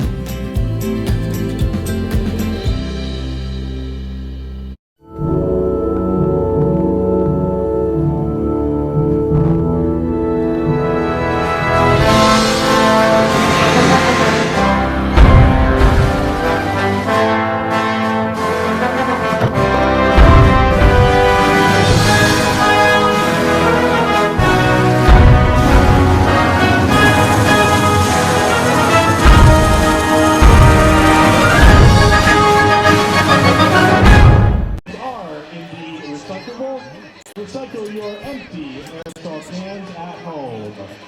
Thanks to the LNJ Elder Care Navigators. Empower older adults to make the best life a reality. The Navigator is a licensed home care expert who ensures your voice is heard, providing you with power, control, dignity, and peace of mind. Visit the website at nightingalenj.com to learn more. Hey guys, if you don't get your fireworks fixed tonight, the next fireworks show is Saturday, August the 24th. For complete family eye care, go where the Patriots go. See Dr. Ivy Ehrlich and Dr. Martin Storbeck at Bridgewater Optometric Center, located in Provision at the Somerset Shopping Center. Bridgewater Optometric Center is the official eye doctor of the Somerset Patriots, bringing your Patriots ticket stub for an additional 5% discount. 8-1 the score. Sugar Land leading Somerset. We're at the start of the 8th inning, which means it's time for Mark Schwartz. Mark, take us home. Thank you very much, Brandon. New pitcher in the ball game for the Patriots, making his home debut and his second overall appearance in a Somerset Patriots uniform is the southpaw, Jeff Kinley.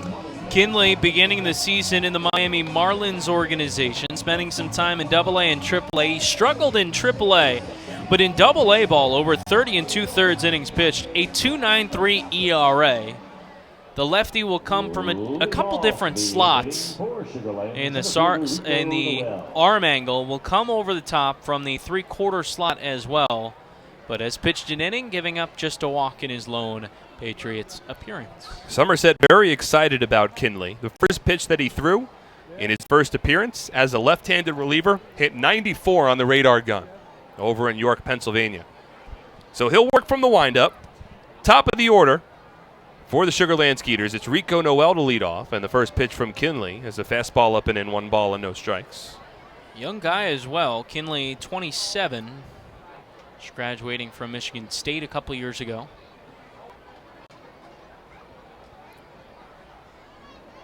Gets the nod from his catcher Gonzalez from the windup in the 1-0. Noel swings and misses. 1 ball and 1 strike. You can definitely see a little life on that fastball, something that, as we mentioned earlier, not really used to all that much from Patriots pitchers.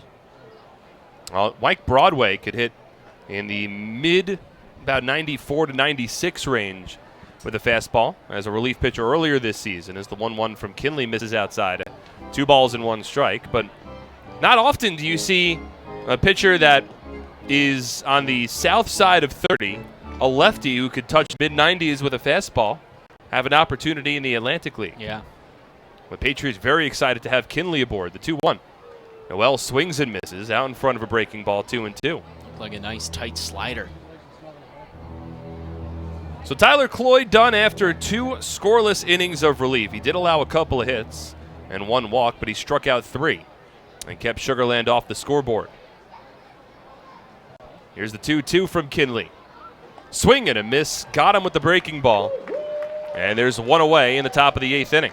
Just seeing one at bat here and how Kinley handled the fastball, varying that up with his secondary pitches. There is a lot of upside to this guy, and you have to think scouts are certainly watching, and you almost wonder. Well, Jonathan Cheshire, who wore the same number that Kinley's currently wearing, number 12, was a relief pitcher that showed well and only spent about 3 weeks with the Patriots. Now the first pitch to Anthony Giansanti, taken for a called strike, 0-1. You can always play that what-if game, but if the Patriots had Kinley with Cheshire, Antonini as well, oh boy. 0-1 from the southpaw. Slider went to back door but missed outside. 1 ball and 1 strike. You know, it's not fair to play that game because you could do that with any team. Of course. Across so many sports, really. But just thinking about it. 1-1. This one hit out to center field and deep. It chases Kraus back to the warning track, turns around. It's off the base of the fence. Kraus gets the ball quickly and fires it back to the infield, but not before Anthony Giansanti skates into second base. It's a 1-out double. And a runner in scoring position for the Skeeters in the top of the 8th. 8 runs on now 15 hits for the Skeeters in tonight's ball game. In case you're just joining us, Sugar Land got off to a quick start. Plated 6 runs on 7 hits in the first inning against Vince Molesky, and they've carried that strong inning the rest of the way. Got back-to-back solo home runs with 2 out in the 4th inning from Anthony Giansanti and Jason Martinson to turn what was a 6-1 lead at that time to an 8-1 lead. And that is still our score as Martinson fouls the first pitch off to the backstop, 0-1. What I find, I mean, it's not that crazy, but the fact of the matter is Patriots pitchers have 8 strikeouts. So their outs, they've been getting these Skeeters hitters to swing and miss some, but also I think just have been Sugar Land's been working deep counts. Molesky struck out 4 over his 5 innings. Now the 0-1. Misses inside. Cloyd struck out 3 batters over his 2 innings, and now Kinley has a strikeout. It's an 8-1 Skeeter lead. 8 runs, 15 hits for Sugar Land. 1 run on 6 hits for the Patriots. Their second straight tough night against a team that's already clinched a playoff spot. 1-1. Out in front of a slider. 1 ball and 2 strikes. Let's check the out-of-town scoreboard. Haven't done that yet tonight. Of course, the Patriots are going to need some help across the board, and it doesn't seem they've gotten all the help that they need tonight, as 2 games have already gone final, and 1 heading into extra innings.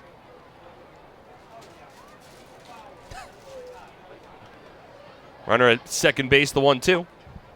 Breaking ball taken low and inside. 2 balls and 2 strikes. The Lancaster Barnstormers and the Long Island Ducks have already gone final. A 4-0 shutout win for Lancaster. They had 2018 Atlantic League Pitcher of the Year Nate Reed on the bump, and Reed shut down the Ducks, so that helps Somerset. However, the York Revolution have dropped their second game in a row. 2-2. Swung on and fouled off. The High Point Rockers continue to play as the current hottest team in the Atlantic League.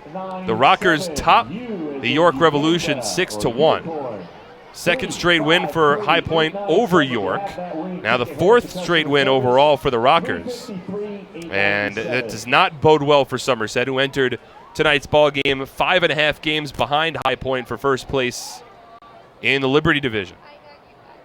So not a good scoring line for the Patriots there. 2-2 pitch. Check swing on a fastball.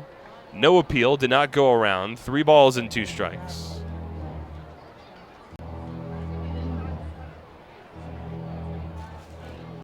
One out. Anthony Giansanti off of second base after his double. And a 3-ball, 2-strike count with Jason Martinson at the plate. 3 for 4 today with a home run and 2 runs scored. Right-handed batter against the southpaw Kinley. 3-2. Called strike 3. Off speed, maybe a little in front. Well, up in the zone. Martinson sent down looking, and there's 2 away. Second strikeout of the inning for Jeff Kinley. And now Giansanti still off of second base with 2 out for Dennis Phipps. The other game in the Atlantic League that has not yet gone final. Up in New Britain, Connecticut, the Bees hosting the Crabs. And 9 innings not enough between those 2 teams. First one to Dennis Phipps is lifted high in the air out to left field and deep. Kenger circles underneath it, called off by Michael Krause in left center. It's Krause making the catch, and the inning is over. So another scoreless inning for Jeff Kinley in his Somerset Patriots home debut. No runs on a hit with one runner left on base. We'll move to the bottom of the 8th inning. It is Sugarland in front, 8-1 on SPN.TV, 1450 WCTC and WCTCAM.com. I'm fighting cancer. I'm fighting cancer. I am fighting cancer. I fight every day, I fight every night. Every hour. every minute, and every second. Robert Wood Johnson University Hospital Somerset and RWJ Barnabas Health, together with the Rutgers Cancer Institute of New Jersey, bring the latest research, treatments, and clinical trials close to home. We're fighting cancer. And I'm not fighting alone. Robert Wood Johnson University Hospital Somerset. Let's beat cancer together. Somerville Aluminum is proud to announce our greatest remodeling project yet. Valari, new name, same great company.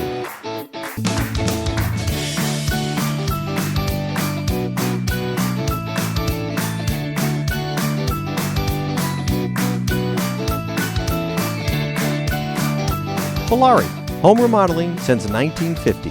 Visit BalariNJ.com to learn more today. Was your Health Class T-shirt toss. See this?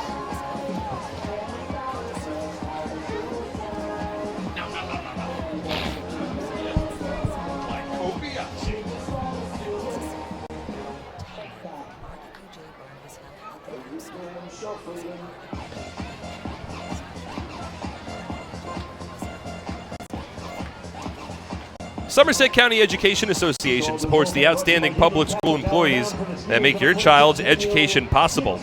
Trune Associates is the sponsor of the lawn seating area in the ballpark. At Trune Associates, you'll find more than a wide variety of competitive insurance products. You'll find people who understand your needs. Trune Associates, a team of licensed professionals who care about their clients. It's the bottom of the 8th inning. The Somerset Patriots behind the Sugarland Skeeters, 8-1. And there's a new pitcher in the ball game for Sugarland. They've turned to the bullpen and they've brought in the lefty. It's Daniel Gibson. Gibson making his 20th appearance. 2.16, the ERA, 1-2 record across 16 2/3 innings pitched. So Gibson comes on here, and the first pitch to Justin Pacioli taken low and away. 1 ball and no strikes. Josh Martin tosses an inning for Sugarland. allows one walk and strikes out a batter. Does not allow a run. 1-0 from the lefty. Curls in for a called strike. 1 ball and 1 strike. Skeeters have a deep bullpen. To my estimation, they've got 4 lefties and 6 righties in the pen. That's 10 relief pitchers that they're carrying. That is a massive number. 1-1. It's a fastball missing off the plate. 2 balls and a strike. Now, teams can do that in the Atlantic League if you sort of cycle your starting rotation on the inactive list, which is well within the rules of the Atlantic League. 2-1 to Pacioli, a called strike, 2-2. We see the Patriots do that a fair amount as well, but for the most part, that's to kind of keep an extra bench player for Somerset, right? I mean, they usually have about 7-8 arms on a given night coming out of the bullpen that are available. Roughly, yeah. 2-2.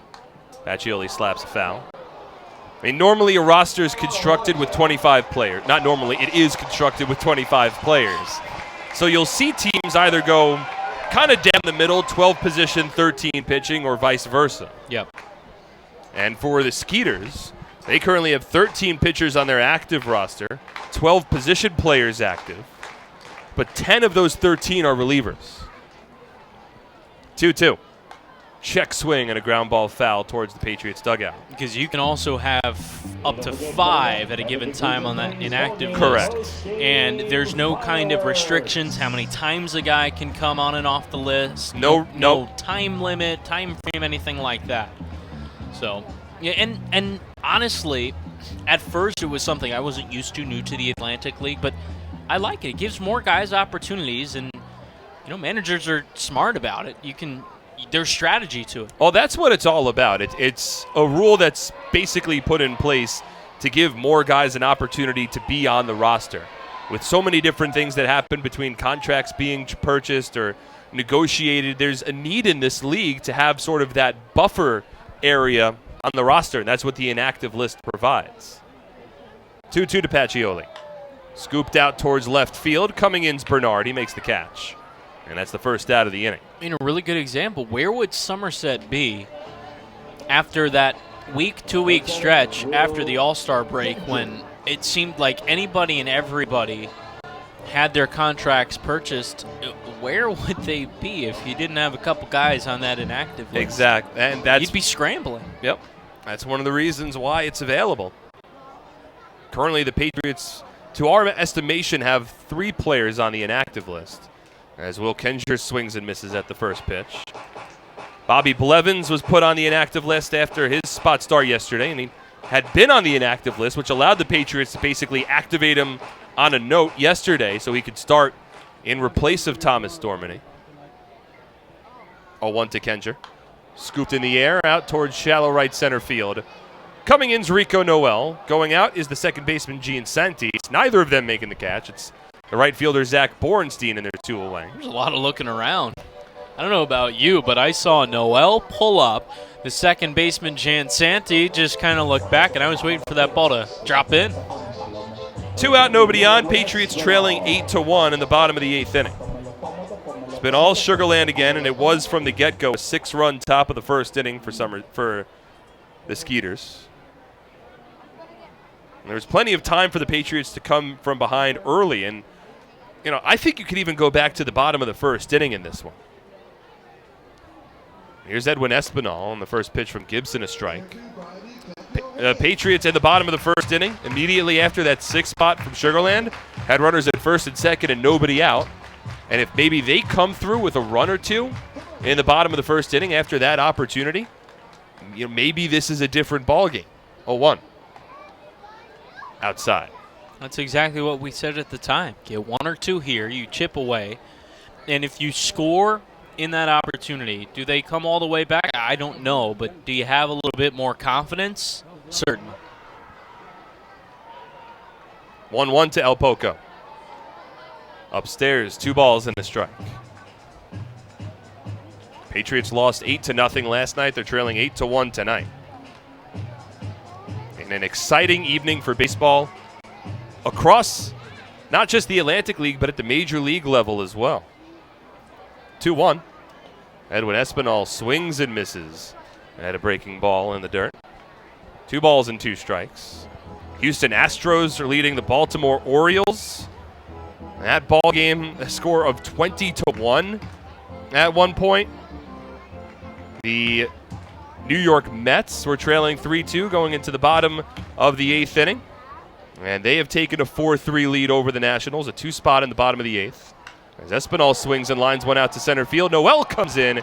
He picks the ball off, makes the catch, and the inning is over. Patriots set down quickly in the home half of the 8th inning on 3 flyouts. Move to the 9th. Skeeters lead 8-1 on SPN.TV, 1450 WCTC, and WCTCAM.com. Are you ready for some family fun? Have a ball with everyone.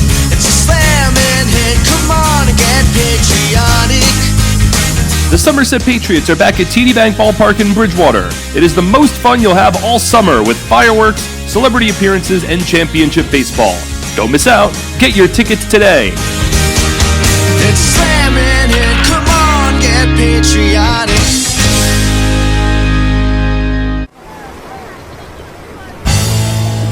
It's an unstoppable force, vast and mighty. It's the 101 days of summer, and this year it's bigger than ever. The NJ team is back again. We've got 101 days of prizes with other ways to win via our social channels, text message program, VIP club, and game changers. Find the fun at 101daysofsummer.com from May 24th to September 1st. Anything can happen in Jersey. The 8th. Congratulations. You guys are both going home with hats courtesy of Izod. Full out to center. Yeah. A gift card to Izod as well as 2 tickets to our next fireworks show on Saturday, August 24th. Izod Golf offers high-tech upwear for both men and women in bold and colorful performance-enhancing designs. Visit Izod.com to find a company store location near you. Hey fans, having a big hand for our real host. Looking for a great deal on a car? You'll score big savings at your Tri-State Ford dealer, proud sponsor of Somerset Patriots baseball. Visit TriStateFord.com for more information today.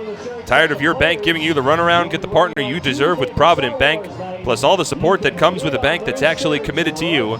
Break the ice at Provident.bank.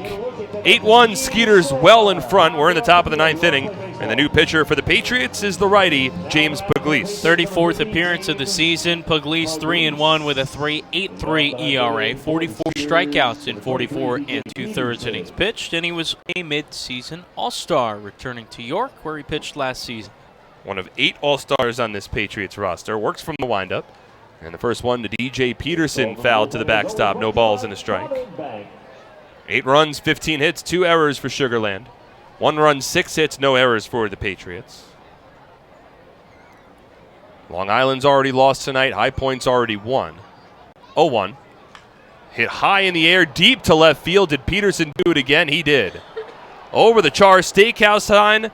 That's a solo home run for DJ Peterson. 2nd home run of the series. 4th of the season, now playing in his 10th game with Sugarland.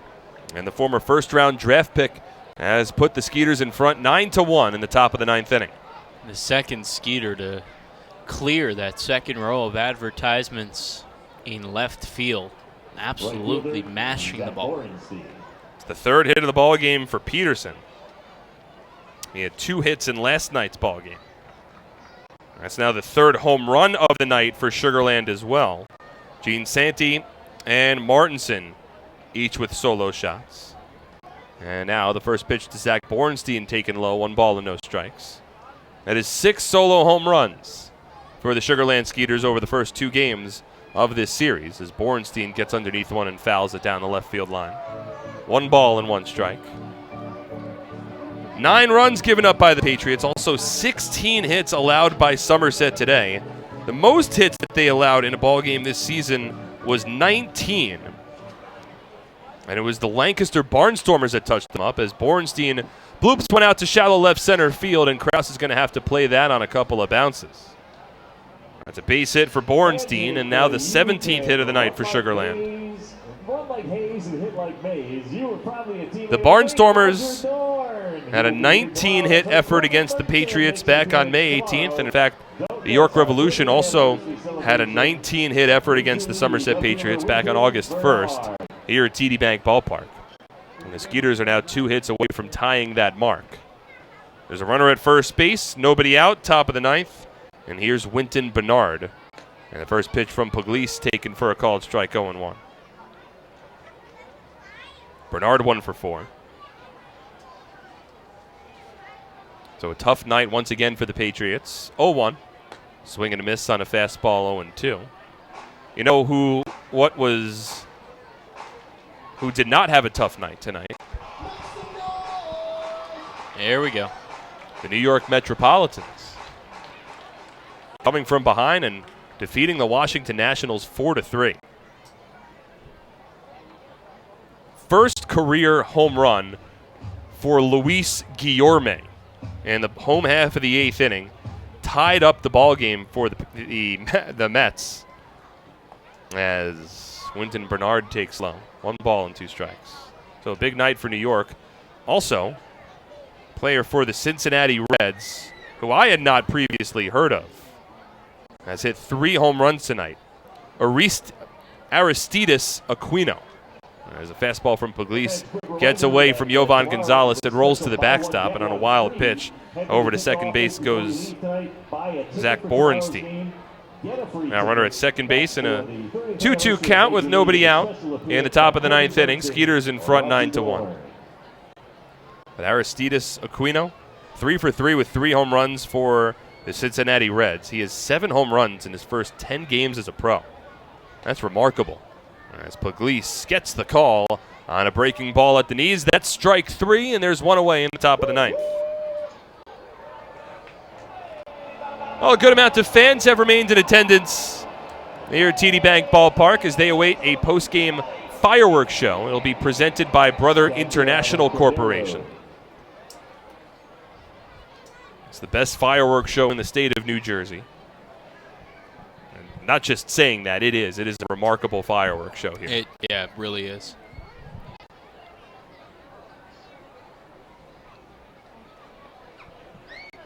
First pitch from Puglise to the left-handed hitting Albert Cordero, a called strike, 0-1. Mark, as you know, I don't have a whole lot of friends, but the few that have come to the ballpark on a fireworks night have enjoyed themselves. It's a great way of starting a sentence. 0-1. Cordero chops one to short, and it's bobbled by Rodriguez, but Cordero wasn't hustling down the first base line. Rodriguez collects and gets the ball onto first base for the second out. Look, if I didn't say it, I think you might have.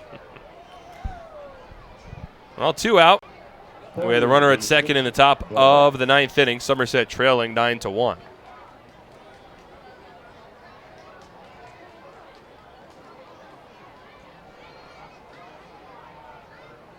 Never got a chance to ask you, how was that corn that you had? Really good. Yeah. Like, seriously, when you peel it, it's just fresh. Blair Beck at the plate, his first pitch taken low.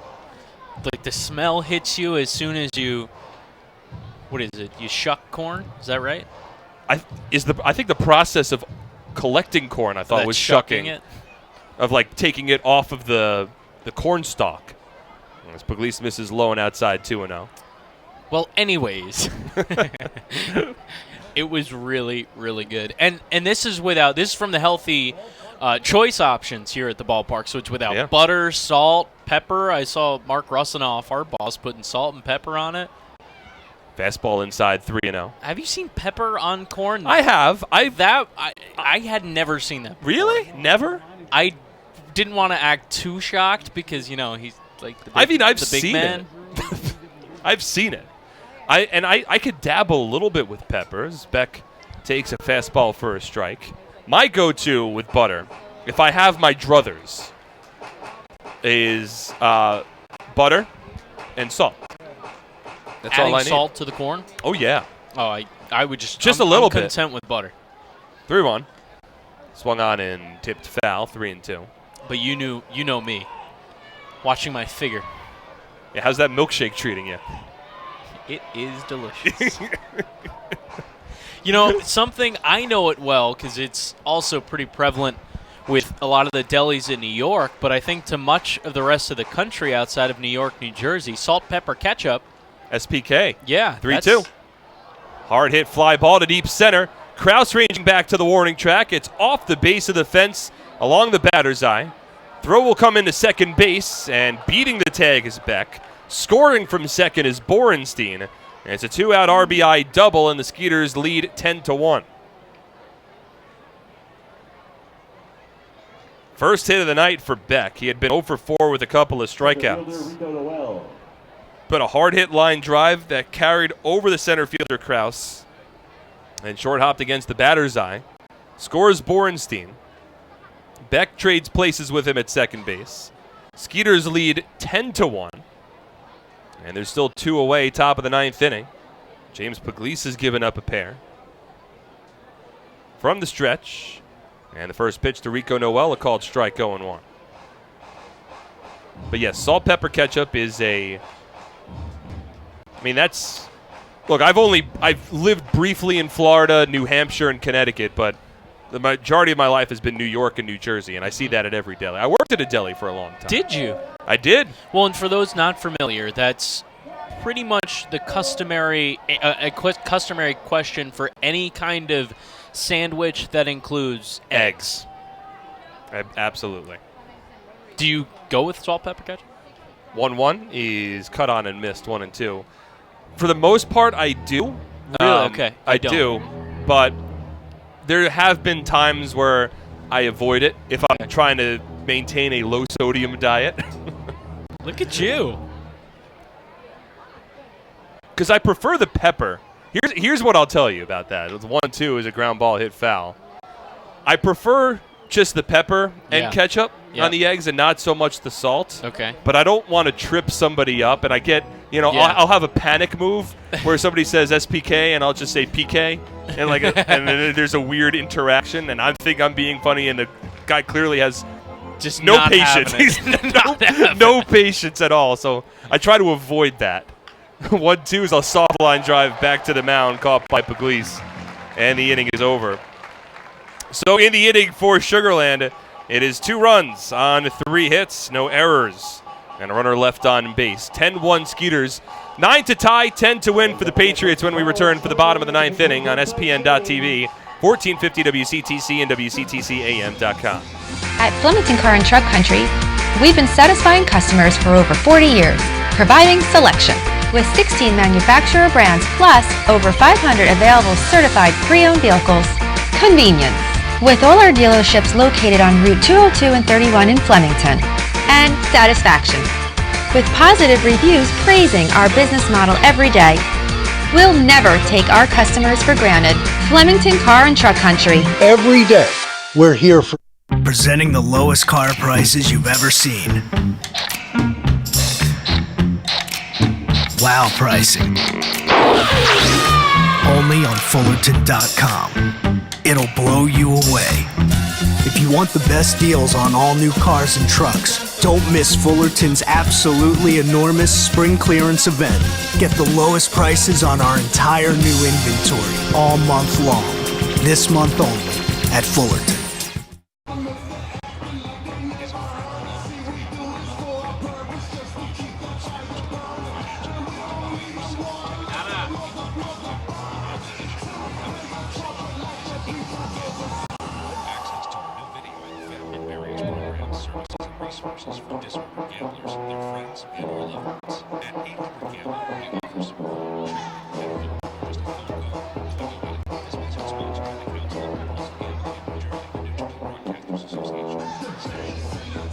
Matt West is the new pitcher for the Sugarland Skeeters. As we move to the bottom of the 9th inning, all Sugarland tonight, they are out in front, 10-1. And West, the right-hander, making his 43rd appearance, has 4 saves. This, of course, not a save situation, a 9-run ball game. 2.93 the ERA, 30 hits in 40 innings pitched, has struck out 49.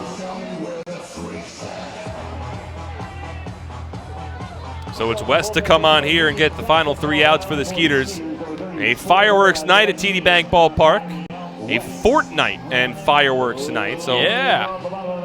didn't even talk too much or get our opportunity to try out some emote dances. Can you do any of those Fortnite dances? Iffy on the floss. Yeah, I'm iffy. Okay. Iffy on the floss. Worked on it yesterday for Floss Friday. Michael Ullman leads off in the bottom of the ninth and takes a fastball in tight. I could use some of that floss after going through that corn. I've been battling it for the last 5 innings. Swish the water around. Doesn't really get the job done. 1-0. Ullman swings and lifts one out to deep right center field into the gap. Noel giving chase, and he can't get there, and it bounces towards the fence. Ullman turns first. He's into second base. That's a leadoff double, and the comeback initiated in the bottom of the ninth inning. Boy, the fact that Rico Noel got even within distance of that one is just unbelievable. Really is. A nice piece of hitting there by Ullman, sitting back on that pitch on the outer half there, driving it just a bit off the end of the bat, but going the other way with it on a fastball.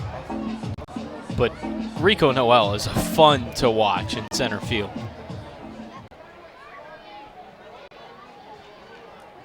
So Ullman at second. With nobody out, here's Ray Navarro, 1 for 3 today. Patriots with a run on 7 hits. Their lone run came back in the third inning. First one to Navarro. It's taken off the plate. 1 ball and no strikes. Somerset got a 1-out infield single from Craig Massey in the third inning. A base hit to right center field from Will Kenger a couple of batters later, and then Edwin Espinal plated the only run with an RBI ground ball base hit down the first base line. 1-0 to Navarro. Inside, 2 balls and no strikes. Aside from that, it's been all Skeeters. Sugarland put 6 runs on the board in the top of the first inning. 2 more in the top of the fourth. They plated 8 runs on 12 hits against Somerset starting pitcher Vince Molesky. That coming over 5 innings of work. 2-0. Navarro takes a strike at the knees, 2-1.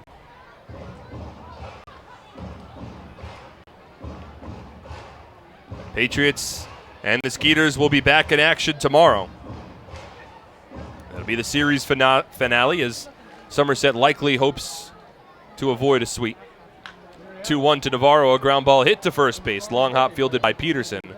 Easy toss on to West covering the bag. Over to third goes Ullman, and there's 1 away.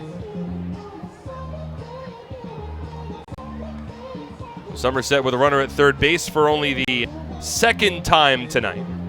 First time he came home to score. And now Alfredo Rodriguez will step in. So with the Patriots likely looking to salvage the weekend tomorrow, it'll be Rick Teasley, the southpaw, on the hill for Somerset.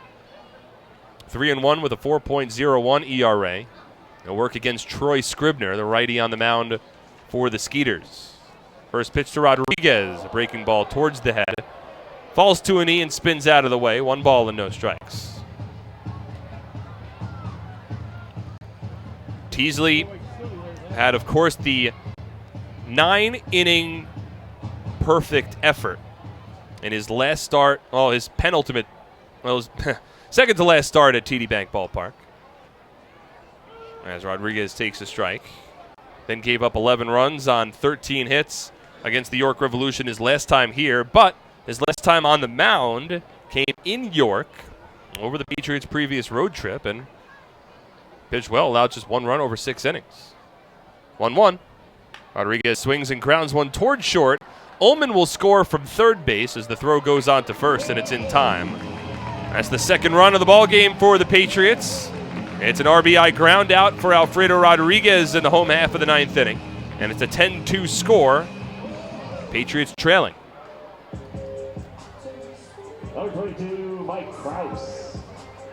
So Somerset now down to their final out of the ball game. It'll be up to Mike Krause to continue things.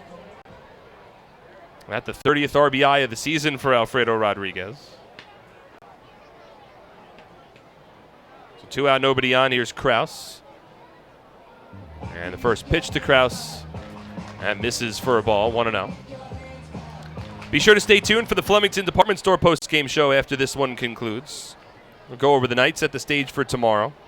Check out the out-of-town scoreboard, provide some updated standings in the Atlantic League. 1-0 from West. Swing and a miss. 1 ball and 1 strike. Krause 0 for 2, drew a walk back in the 7th inning. West, the 4th reliever used by Sugarland tonight. Patriots used 3 relievers as well. 1-1. Breaking ball off the plate. 2 balls and a strike.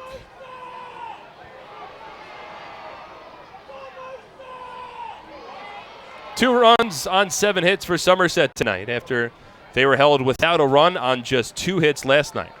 Least amount of hits they've put up in a game this season. 2-1. Fastball up and in. 3 balls and 1 strike.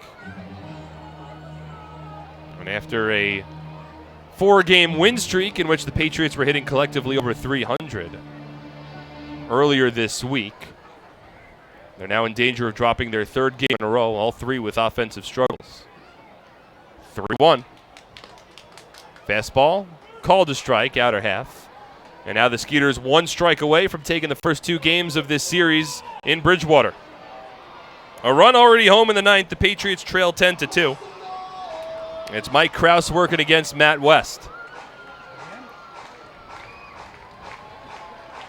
West comes set, black glove at the belt from the stretch. 3-2 pitch. Swing and a miss, strike 3. That's a fastball. It sets down Krause swinging, and the Skeeters have taken the first 2 games of this series over the Patriots.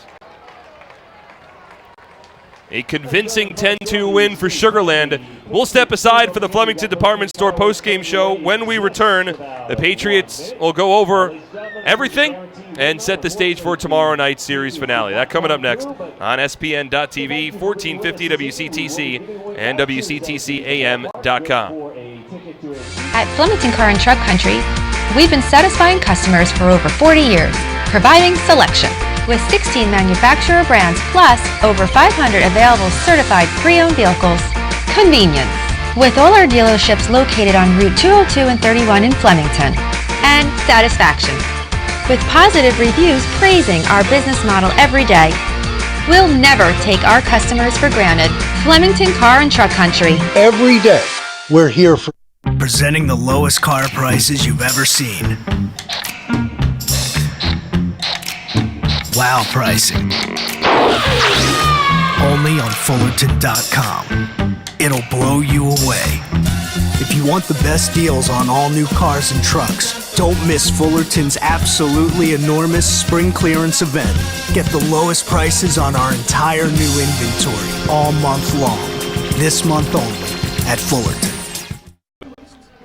Do you do the 9th or 9th? 9th. Okay, good. Free shipping and a year's worth of free batteries, a $50 value. Call MD Hearing Aid at